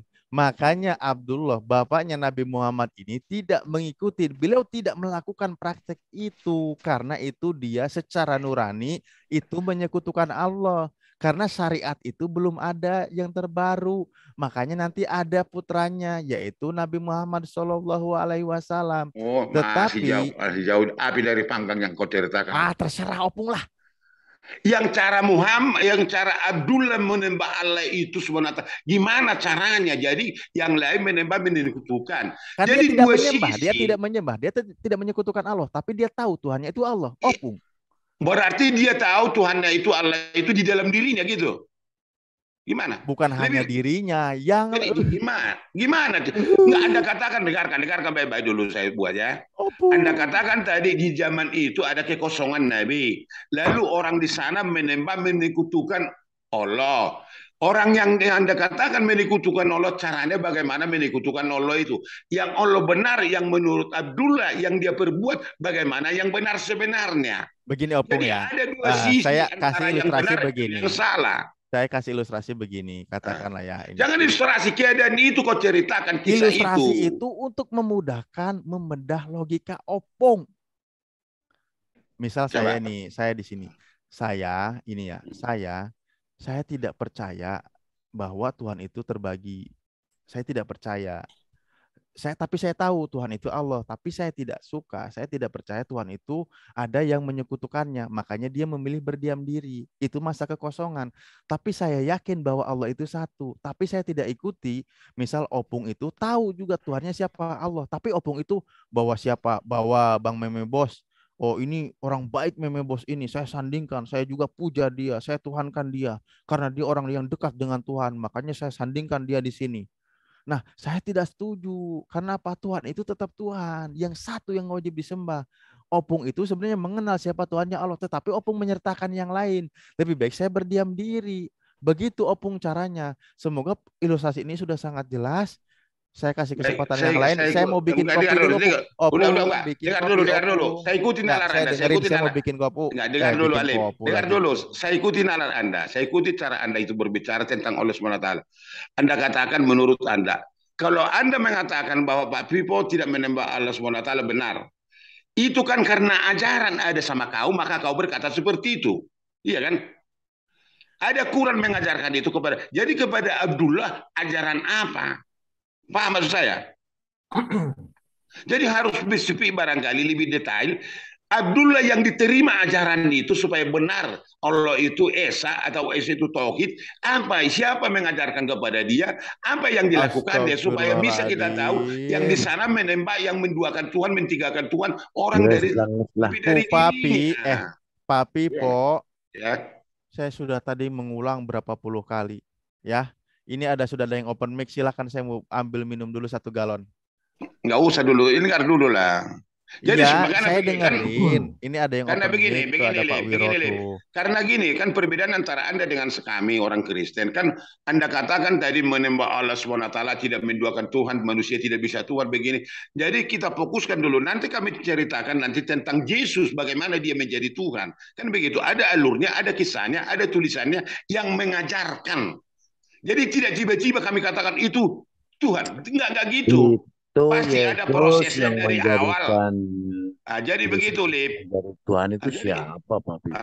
Jadi supaya kita memahami, udah berulang-ulang saya katakan kepada Anda dari ajaran yang Anda paparkan, supaya saya dapat hidayah. Tapi kalau dengar seperti itu, udah dengerin. Makanya tadi Pak Pipo juga tadi mau ngomong menyembah, mau mempermasalahkan kata menyembah. Pak Pipo sempat terlalat lagi. Kenapa? Kemarin kasusnya sudah terbantah. Kami menyembah Tuhan yang kami kenal. Bingung lagi nanti di sana. Lanjut ada seperti dulu. Itu kau jangan lagi begini Lip. Iya. Lebih pesimis barangkali. Berarti kalau Anda membuat cerita seperti ini, dengar.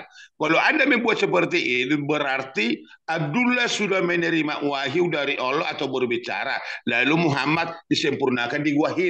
Kira-kira begitu jadinya kan? Orang musyrik juga sudah mengenal Allah, bukan masalah tentang menerima wahyu. Gimana sih? Dari tadi diulang-ulang. Ya. Kau menceritakan jadi sesuatu, ini ya, jadi kau menceritakan sesuatu nggak Vivo, kau pahami. Vivo, Jadi itu Vivo, namanya ngambang, Vivo, itu Vivo, halusinasi. Ya, Vivo. Jadi ya. setiap orang harus menerima wahyu dari Allah gitu ya. Bukannya itu Nah, ceritanya. itu kan yang kau paksain dari tadi. Bukan saya paksakan, dari mana saya paksakan? Menceritakan dulu karena Ya, nggak masuk. menurut Pak Vivo nih, orang-orang Ya. musyrikin pada waktu itu yang disembah siapa? Saya nggak tahu. Nah, saya kasih tahu ya. Nanti Ah, jangan protes karena Anda nggak tahu. Saya kasih tahu nih. Mereka menyembah Allah. Udah. lanjut. Oh, mereka Salahnya menyembah di mana Allah. kan gitu ya? Enggak, Pertanyaan mereka kan gitu ya. Salahnya orang-orang di mana? musyrik itu dengarkan. Orang-orang musyrik itu menyembah Allah, menyembah tauhid begitu ya. Orang-orang musyrik itu menyembah Allah. Tuhannya siapa? Allah, dia bilang. Dia nggak ada yang bilang Tuhannya Yesus. Nggak ada seperti itu, nggak. Iya, terus. Nah, terus tahu nggak istilahnya Lata Uzamanat? Tahu? Ya terus kan? Tahu nggak? Enggak. Nggak tahu ya. Oke, saya kasih tahu nih, pelan-pelan Ya, nih. lanjut. Ya, lanjut Nah, pelan-pelan. Lata Uzamanat itu dianggap putri-putrinya Allah. Ya. Jadi karena tingginya Allah, menurut mereka ini ya, karena Tuhan itu maha tinggi, nggak bisa dijangkau sama manusia. Jadi Kata siapa? Kata siapa? Saya jelasin dulu. Tadi kan Enggak, kata siapa yang dari tinggi dia? Kata orang yang apa? Yang mana? Kata orang-orang musyrikin ini. Ada memang referensinya seperti itu? Atau ada. Nanti saya carikan. Tenang. Lanjut. Saya jelasin dulu ya, biar tahu nih. Nah, kenapa salahnya itu di mana? Nah, karena mereka menyembah Allah melalui Lata Uzamanat yang dianggap putri-putrinya Allah. Karena Allah sebelum Quran ada ya, betul. Terus. Ya, seperti itu. Nah, sebagian orang menganggap hal seperti itu adalah salah.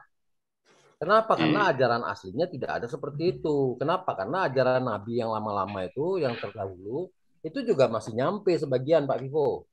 Iya. Jangan kita anggap itu mereka putus sama sekali. Enggak, tapi memang ya ada yang terkaburkan, ada yang melenceng, ya macam-macam lah yang terjadi kan.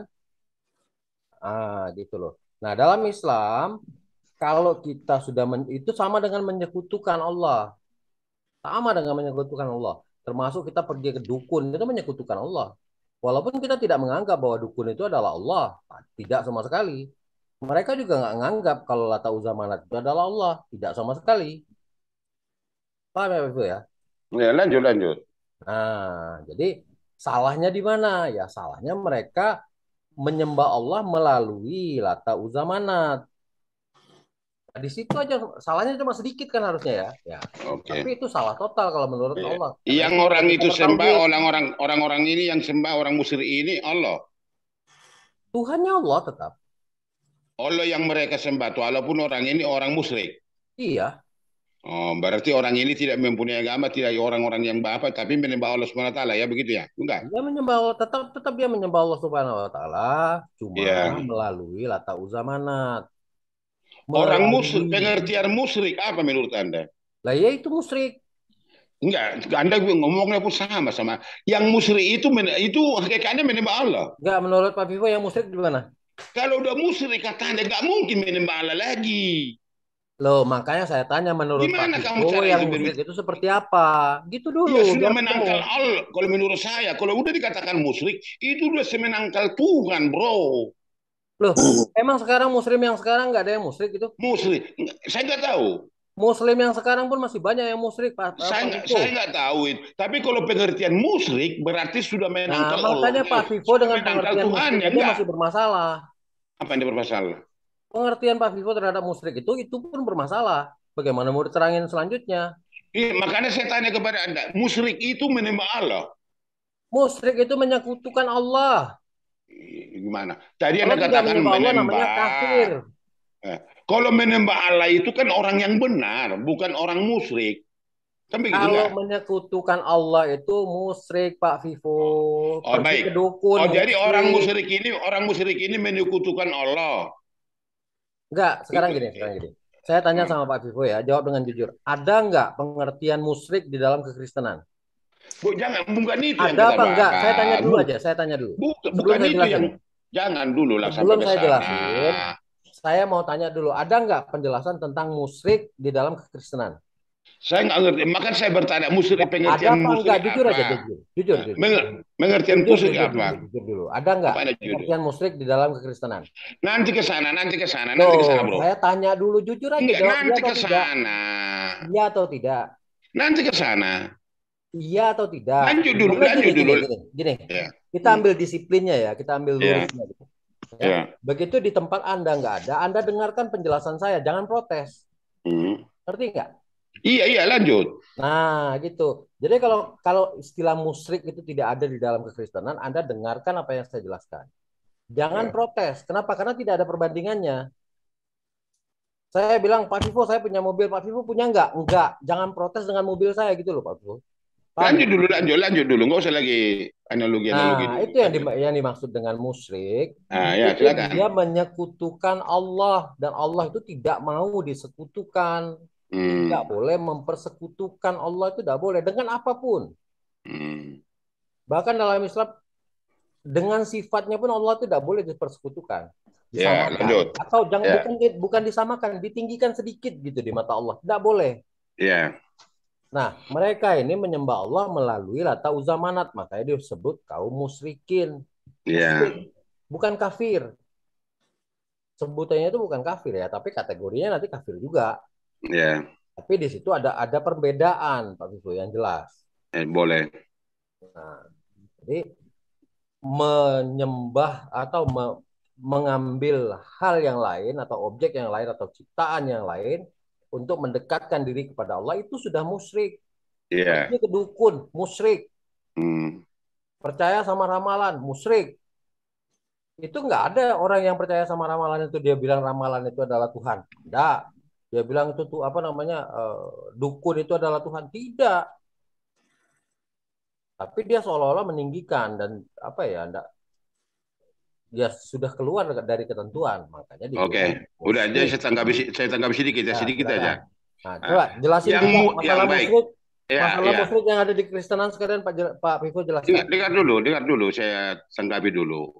Yang Anda katakan tadi, musyrik ini menyekutukan Allah. Lebih spesifik barangkali cara dia menyekutukan Allah itu gimana? Waktu itu. Itu tadi saya dengarkan tadi. Coba diulangin apa yang kata-kata tadi apa yang Pak begini Wiro. Hanya kata-kata Anda mengatakan itu kepada orang musyrik. Fakta dan kenyataan atau kisah tidak ada. Tentang kaum musyrikin Quraisy. Apa faktanya orang itu sama Lata Uzza Manat, apa yang Pak Vivo masih ingat? Iya. Apa kira-kira faktanya tunjukkan bagi saya? Maksudnya gini, ini sudah malam, sudah ngabiskan waktu banyak. Biar ada interaksi gitu. Ada yang nyambung ke dalam otaknya Anda gitu loh. Apa yang tadi saya jelasin? Kaitannya Lata Uzza Manat. Yang musyrik ini menyekutukan Allah. Ya, kenapa tadi? Kira-kira sebutkan mereka menyekutukan Allah, kenapa? Kira-kira apa faktanya mereka itu menyekutukan Allah? Apa hanya pembicaraan Anda atau ada kisahnya atau ada faktanya? Mereka menyembah Allah melalui Lata Uzza Manat. Sudah jelas. Contoh. Itu sudah contoh itu, apalagi contohnya? Gimana sih? Itu kan hanya pembicaraan Anda, bro. Contoh kalau orang Kristen ditanya, bilang siapa Tuhannya? Tuhannya satu saja. Waktu suruh jelaskan, dia bilang yang lain. Nah, itu contoh, melalui anak itu. Kan Lata Uzza Manat itu, Pak Vivo, itu ada berhalanya di situ. Iya, maksud saya, tolong dulu faktakan itu siapalah tokoh yang tokoh atau ajaran atau lisan atau buku itu menunjukkan seperti itu. Loh, bukan ajaran yang dari para nabi terdahulu, ya. Memang tidak ada pembukuannya seperti itu, tidak ada ya. Contohnya ajarannya Nabi Isa juga nggak ada bukunya. Mana Injilnya? Nggak ada kan? Nggak ada, disampaikan turun temurun. Jadi bisa halu kan kalau kayak gitu namanya? Nah, bukan, sekarang gini. Nah, begitu ada timbul Lata Uzza Manat, ya justru jelas itu keluar dari ajaran para nabi. Sudah bisa dipastikan. Iya, paling tidak Pak Wiro, ada contohnya. Lalu kita ambil nanti kepada Abdullah. Orang musyrik tadi menyekutukan. Lalu Abdullah menyembah tauhid dan bagaimana cara dia menyembah tauhid itu. Jadi dua sisi ini nampak ada kisahnya, ada tujuannya melalui ajaran ke, melalui buku ke, melalui lisan ke, atau melalui secara pribadi masing-masing. Kan begitu caranya. Iya, gini loh. Jadi begitu ada Lata Uzza Manat, itu sebagian besar mereka itu musyrik. Ada juga yang tidak sependapat, Pak Vivo. Emangnya semuanya sependapat dengan itu? Kan tidak. Menurut tradisi begini, Wero, mungkin Anda katakan seperti ini mungkin.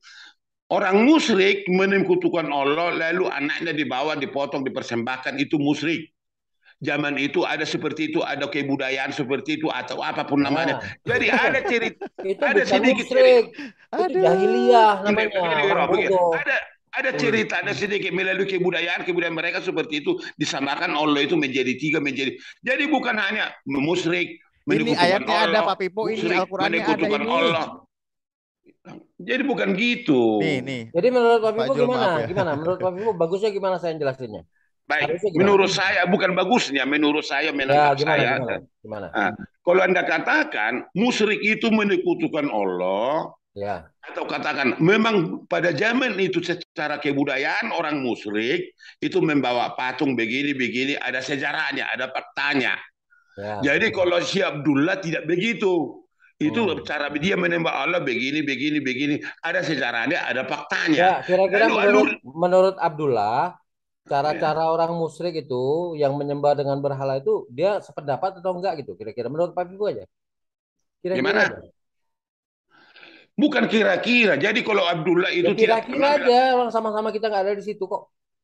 Justru itulah berarti itu namanya ngarang bebas, halusinasi. Mau ngambil nalarnya Pak Vivo, masih bisa nalar apa enggak gitu? Halusinasi namanya itu Pak Wiro, kalau begitu. Terserah, tapi penjelasan saya masuk akal Pak Vivo. Jadi menceritakan sesuatu nggak ngerti, sesuatu menceritakan nggak ada. Loh, saya tadi ceritakan apa tentang itu? Tapi kalau tentang ada musrik. Itu melalui tulisan, kayak melalui toko di zaman itu, melalui saya kebudayaan. Saya jelaskan tentang kemusyrikan tadi dianggap ngarang-ngarang gitu. Apanya? Saya jelaskan tentang kemusyrikan tadi itu dianggap ngarang-ngarang. Karena faktanya tidak ada, Anda jelaskan yang bisa. Atau kebudayaan mereka seperti ini menjadi menyekutukan Allah. Di Quran tadi barusan itu loh Pak Alif tadi nyampaikan. Atau begini, tokohnya zaman itu ada raja begini, menurut mereka itu menembak begini, menyekutukan Allah. Harus ada tulisannya gitu, tulisannya si raja itu maksudnya. Paling tidak ada suatu tulisan atau lisan atau tokoh dinamakan di dalam sejarah atau mau dimanapun, baru kita masuk memikirkan itu, oh benar adanya. Ini hanya menyembah Allah. Saya ambil dari sisi yang lain. Kenapa rupanya nggak boleh? Harus ngikutin boleh, tapi menurut saya menjadi halu namanya itu karena faktanya tidak ada. Yang biasa halu itu kaum Anda Pak Bifu. Kalau kami nggak boleh jelaskan asal-asal itu. Menurut saya katakan bukan menurut Anda. Lah iya kan menurut saya menjelaskan berdasarkan Al-Quran loh. Iya betul. Jadi supaya di dua sisi ini, kalau Abdullah menembak tidak menyekutukan begini cara dia. Itulah yang dipaparkan di dalam toko ini atau ajaran ini atau apapun namanya. Jadi ada titik benangnya sampai nanti kepada Muhammad. Menurut saya seperti itu. Ya, Bos Meme silakan. Bos Meme dulu. Halo. Tadi Pak Vivo nggak sekalian jelasin. Kemusyrikan nggak ada penjelasannya di dalam Kristen ya? Nggak ada ya? Bos Meme dulu. Ada apa enggak? Bos Meme dulu. Nanti saya jawab. Ada ya? Kalau nggak ada Pak Vivo dengarkan. Duduk diam dengarkan gitu. Ada ilmu baru berarti. Lanjutkan dulu Pak Vivo, saya lagi bikin kopi nih. Oke, baik. Jadi Wiro, jadi begitu menurut saya. Jadi tidak tiba-tiba Abdullah menerima Allah SWT. Bagaimana cara dia menerima Allah SWT mengenal pun tidak? Berdasarkan keturunan. Kata siapa gitu? Kalau keturunan kan belum tentu itu menerima Allah SWT. Loh, kok belum tentu? Belum tentu juga tidak menerima kan kalau gitu. Sama ya, aja. Betul. Nah. Bagaimana caranya Pak Vivo tahu tradisinya turun-temurunnya ini suku Batak? Jangan ke situ, ke suku Batak. Gimana caranya saya tanya coba. Kenapa sih nggak mau jujur? Anda nggak jujur kalau kita Anda nggak mau gitu. Nggak mau jujur seperti itu. Pembahasan kita tentang Allah SWT tentang. Iya, saya tanya di luar konteks sedikit. Bagaimana caranya Pak Vivo tahu? Nanti ke sana, nanti kita dengarkan pertanyaan saya aja Pak Vivo nggak mau gitu loh. Nanti Anda tanya satu. Bagaimana caranya Pak Vivo tahu tradisi turun temurun suku Batak? Bagaimana caranya? Nanti itu nanti. Ada bukunya nggak? Ada nanti, bukunya? nanti. Ada bukunya nggak? Nanti. Nah, jadi kalau pakai berdasarkan lisan turun temurun nggak boleh gitu? Nanti. Nggak boleh. Oh, kalau Ini Islam dulu. harus ada gitu ya? Kalau yang lain nggak apa-apa kalau nggak ada. Begini, gitu. begini, Jangan Wiro. double standar gitulah. Gimana sih? Kita clearkan, kita tidak memaksakan, tapi tolong dulu ceritakan yang benar. Logikanya jadi cacat gitu loh. Logikanya jadi cacat kalau memang zaman itu harus ada tulisan, harus ada ini, harus ada itu. Loh, kertas saja ditemukan kapan? Hah? Jadi bagaimana Anda membuktikan itu kalau nggak ada tulisan, nggak ada sejarah, nggak ada budaya? Loh, sekarang saya tanya sama Pak Vivo, kertas itu kapan ditemukan? Bukan kertas yang kita karang. Tadi kan mintanya tulisan, tulisannya di mana? Di kertas, ada tokonya, ada tokonya. Siapa yang mengajarkan itu tokonya di situ? Siapa tokoh apa? Yang mengajarkan kepada Abdullah pengajaran tadi itu yang siapa? Dijelasin sama Kang Alif tadi di awal gimana tuh? Ini bin ini bin ini bin ini sampai ke Nabi Ismail. Artinya Nabi Ismail mengajarkan juga keturunannya. Semasa hidup itu siapa yang mengajarkan kepada dia? Waktu siapa? Masa hidup siapa?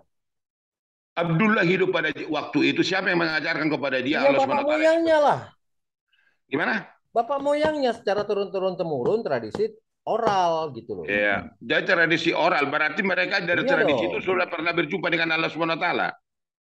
Jadi setiap orang harus berjumpa sama Allah SWT gitu. Yang itu kok saya. Atau memang malaikat Gabriel sudah pernah berjumpa dengan malaikat Gabriel? Kayak Yesus gitu. Jadi semua orang ketemu sama Yesus gitu. Jadi standarnya pakai standar Yesus gitu. Begini Wiro, ada kisahnya, ada faktanya, ada sejarahnya, budayanya, baru kita dapat menerima. Oh, jadi harus tertulis semua? Bukan harus tertulis, paling tidak ada untuk mendekati cerita itu. Lah iya, itu untuk mendekati secara tradisi turun-temurun, disampaikan secara oral. Begitu saya terima. Berarti orang itu zaman itu ada raja di situ untuk satu kita katakanlah orang-orang musyrik itu diajarkan raja lah begini lalu menyekutukan Allah. Siapa rajanya saja itu? Rajanya menyekutukan Allah, apa hubungannya raja sama menyekutukan Allah? Pak Vito, saya juga bingung loh. Begini. Kalau nanya dipikirin dulu nggak sih pertanyaannya itu? Atau langsung loncat-loncat keluar dari mulut aja gitu? Dengar dulu.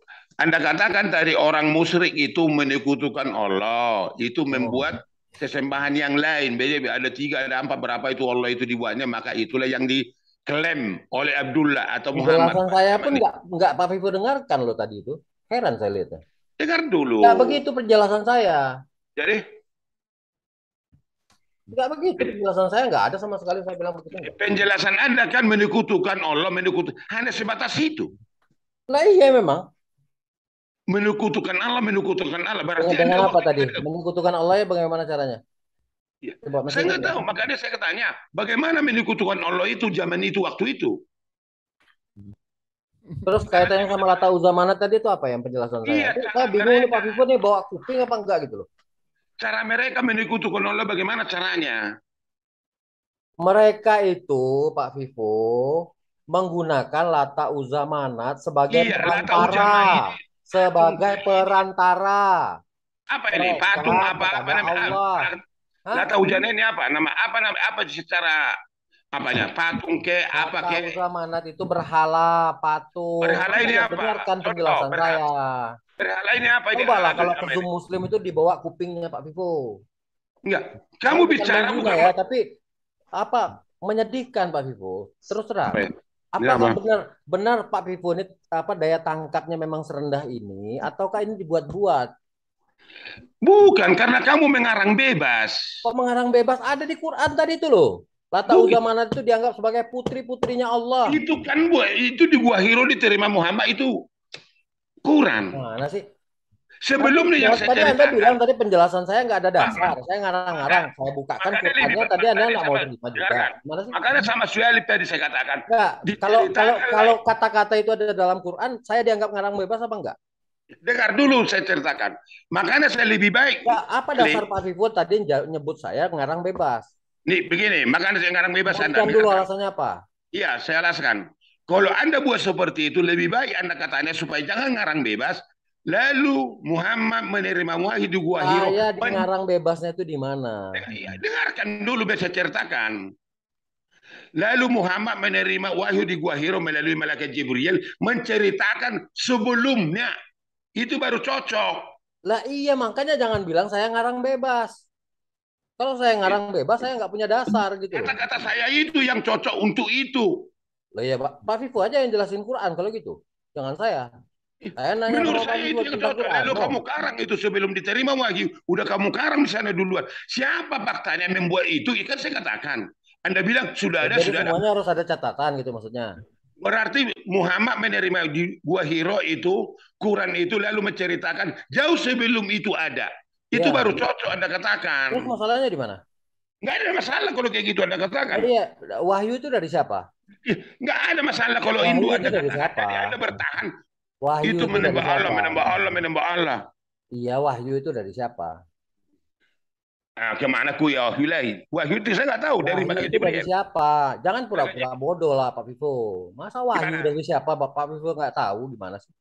Ya. Wahyu Pengertian dari wahyu. siapa? Pengertian wahyu Jibril itu bagaimana? penyampai wahyu. Ya. Ya, wahyunya dari siapa? Siapa yang punya wahyu itu? Dari malaikat Jibril. Wahyu dari siapa? Dan Jibril mengatakan kepada Muhammad, Jibril itu bukan? penyampai wahyu. Wahyunya dari siapa? Yang saya pernah dengar Nggak dari tahu, Pak orang-orang, Vivo. bukan nggak tahu, dengar dulu sedikit lah. Tapi nggak mau jawab. Wahyu itu diberikan oleh malaikat Jibril kepada Muhammad, bukan? Jibril itu penyampai wahyu. Oh, lalu Kata yang menyampaikan Oke, wahyu, oke. kata Jibril. Jadi malaikat Jibril berbicara dulu kepada Allah SWT. Saya nggak paham lah kalau masalah itu. Yang jelas dia cuma menyampaikan wahyu. Bagaimana Tapi kamu caranya itu katakan mungkin disampaikan berarti ke dalam harus berbicara pikirannya. dulu. Jangan Malaikat tanya Jibril. yang teknis-teknis. Nanti saya tanya yang teknis Pak Vivo kelojotan nanti. Enggak. Nanti Anda tanya. Satu gudang pun Anda tanya tentang Jangan Bibir. tanyakan kekuasaan Allah itu sama saya secara mendetil, Pak Vivo. Kalau gitu Anda katakan ya lebih bagus. Bagaimana caranya Allah menyampaikan wahyunya itu kepada Jibril? Gimana tahu saya? Iya udah, memang itulah dia. Kalau nggak tahu ya. Itu disisipkan ke dalam pikirannya Jibril atau dalam bentuk tulisan saya nggak tahu. Oke, Saya silakan. pahami wahyu itu dari Allah yang tadi Pak Vivo nggak mau jawab. Baru clear, berarti kalau Anda katakan saya nggak tahu itu Allah itu bagaimana, itu berarti Allah Subhanahu wa taala nggak Anda kenal barangkali kalau kayak gitu. Yang saya katakan tadi apa barusan? Kenapa saya nggak tahu bagaimana Allah Subhanahu wa taala berbicara malaikat Jibril Anda katakan. Lah iyalah, saya kan nggak tahu. Berarti Anda tidak mengenal Allah Subhanahu wa taala. Wahyu itu, setiap wahyu. Iya, berarti Anda tidak mengenal Allah Subhanahu wa taala. Mana? Terus? Ya, saya bertanya. Nanti saya tanyakan hal yang sama ya sama Pak Vivo. Boleh. Jawab secara teknis. Iya, jadi Anda tidak mengenal Allah Subhanahu wa taala kan? Ya, saya mengenal. Tapi Anda katakan tadi saya tidak tahu bagaimana itu cara malaikat Jibril ke Allah Subhanahu wa taala. Anda ini kenal lagi. Pak Vivo kenal sama Presiden Amerika nggak? Wah, Anda pergi ke Amerika lagi, Anda pergi lah gimana? Nggak, kenal apa enggak? Saya cuma tanya, jawabnya iya apa enggak aja. Bukan itu yang kenal kita apa enggak? Sama bukan itu, Wiro. Bukan itu yang kita bahas, Wiro. Hah? Kok ke Amerika, nanti ada ke Rusia lagi, ke Ukraina, peperangan di Ukraina. Saya cuma tanya, kenal nggak Anda sama Presiden Amerika? Apailah referensi ke sana kamu bawa? Kenapa nggak mau jawab? Takut ya salah jawabnya ya? Takut salah jawab? Bukan takut, tapi nggak ada relevan itu. Jawab aja, kenal apa enggak? Apanya? Kenal nggak sama Presiden Amerika? Kenal nggak? Pertanyaan apa itu? Hah? Pertanyaan apa itu? Nggak berani kan jawab kan? Pertanyaan apa itu? Jadi perempuan aja lah Pak Vivo, nggak usah diskusi kita. Cuma pertanyaan kayak gitu aja nggak berani jawab. Takut salah ya jawabnya? Iya, kalau saya katakan nanti Anda lebih kenal apa enggak? Bukan. Kenal enggak? Yang kita bahas bukan itu. Jawabnya kenal atau tidak? Begini kenal aja kita enggak? Begini aja Wiro, kita bahas nggak Amerika. Ya? Gitu. Enggak, kita bahas Amerika. Berani. Kita bahas Amerika. Nggak berani jawab. Kita bahas Amerika. Gitu. Pertanyaan gampang kayak gitu kita aja nggak berani bahas Amerika jawab. dulu gitu. Nah sekarang sudah ya, udah 1 jam lebih. Sekarang saya nanya tentang Yesus. Enggak. Jawab dulu. Jawab dulu. Nggak berani jawab ya? dulu. Jadi jawab Pak dulu Vivo ini kata-kata cuma saya. berani nanya ya, nggak berani jawab ya. Kau Amerika enggak? Nggak berani jawab Pak Vivo. Enggak, kau ngerti Amerika. Kau sampai ke Amerika kau pergi. Apa? Pak Vivo udah pernah ke sana belum? Bukan. Ngerti kau Udah pernah Amerika? belum? Ngerti kau Amerika enggak? Kau punya paspor nggak? Enggak, ngerti kau Kau menceritakan punya Amerika? paspor nggak? Enggak ngerti kau enggak? Kau cerita Amerika, Amerika enggak ngerti pun kau Nggak usah menceritakan cerita Amerika. Amerika sama saya, bos. Baik, saya tanya kau tentang Amerika, kalau bisa. Ya, saya tanya tentang Yesus saja lah sekarang. Ya nanti, Berani karena nggak? kamu membuat ke Amerika, saya tanya kau Berani ke nggak? Amerika. Nggak usah ngalihkan pembicaraan. Kamu yang buat ke Amerika.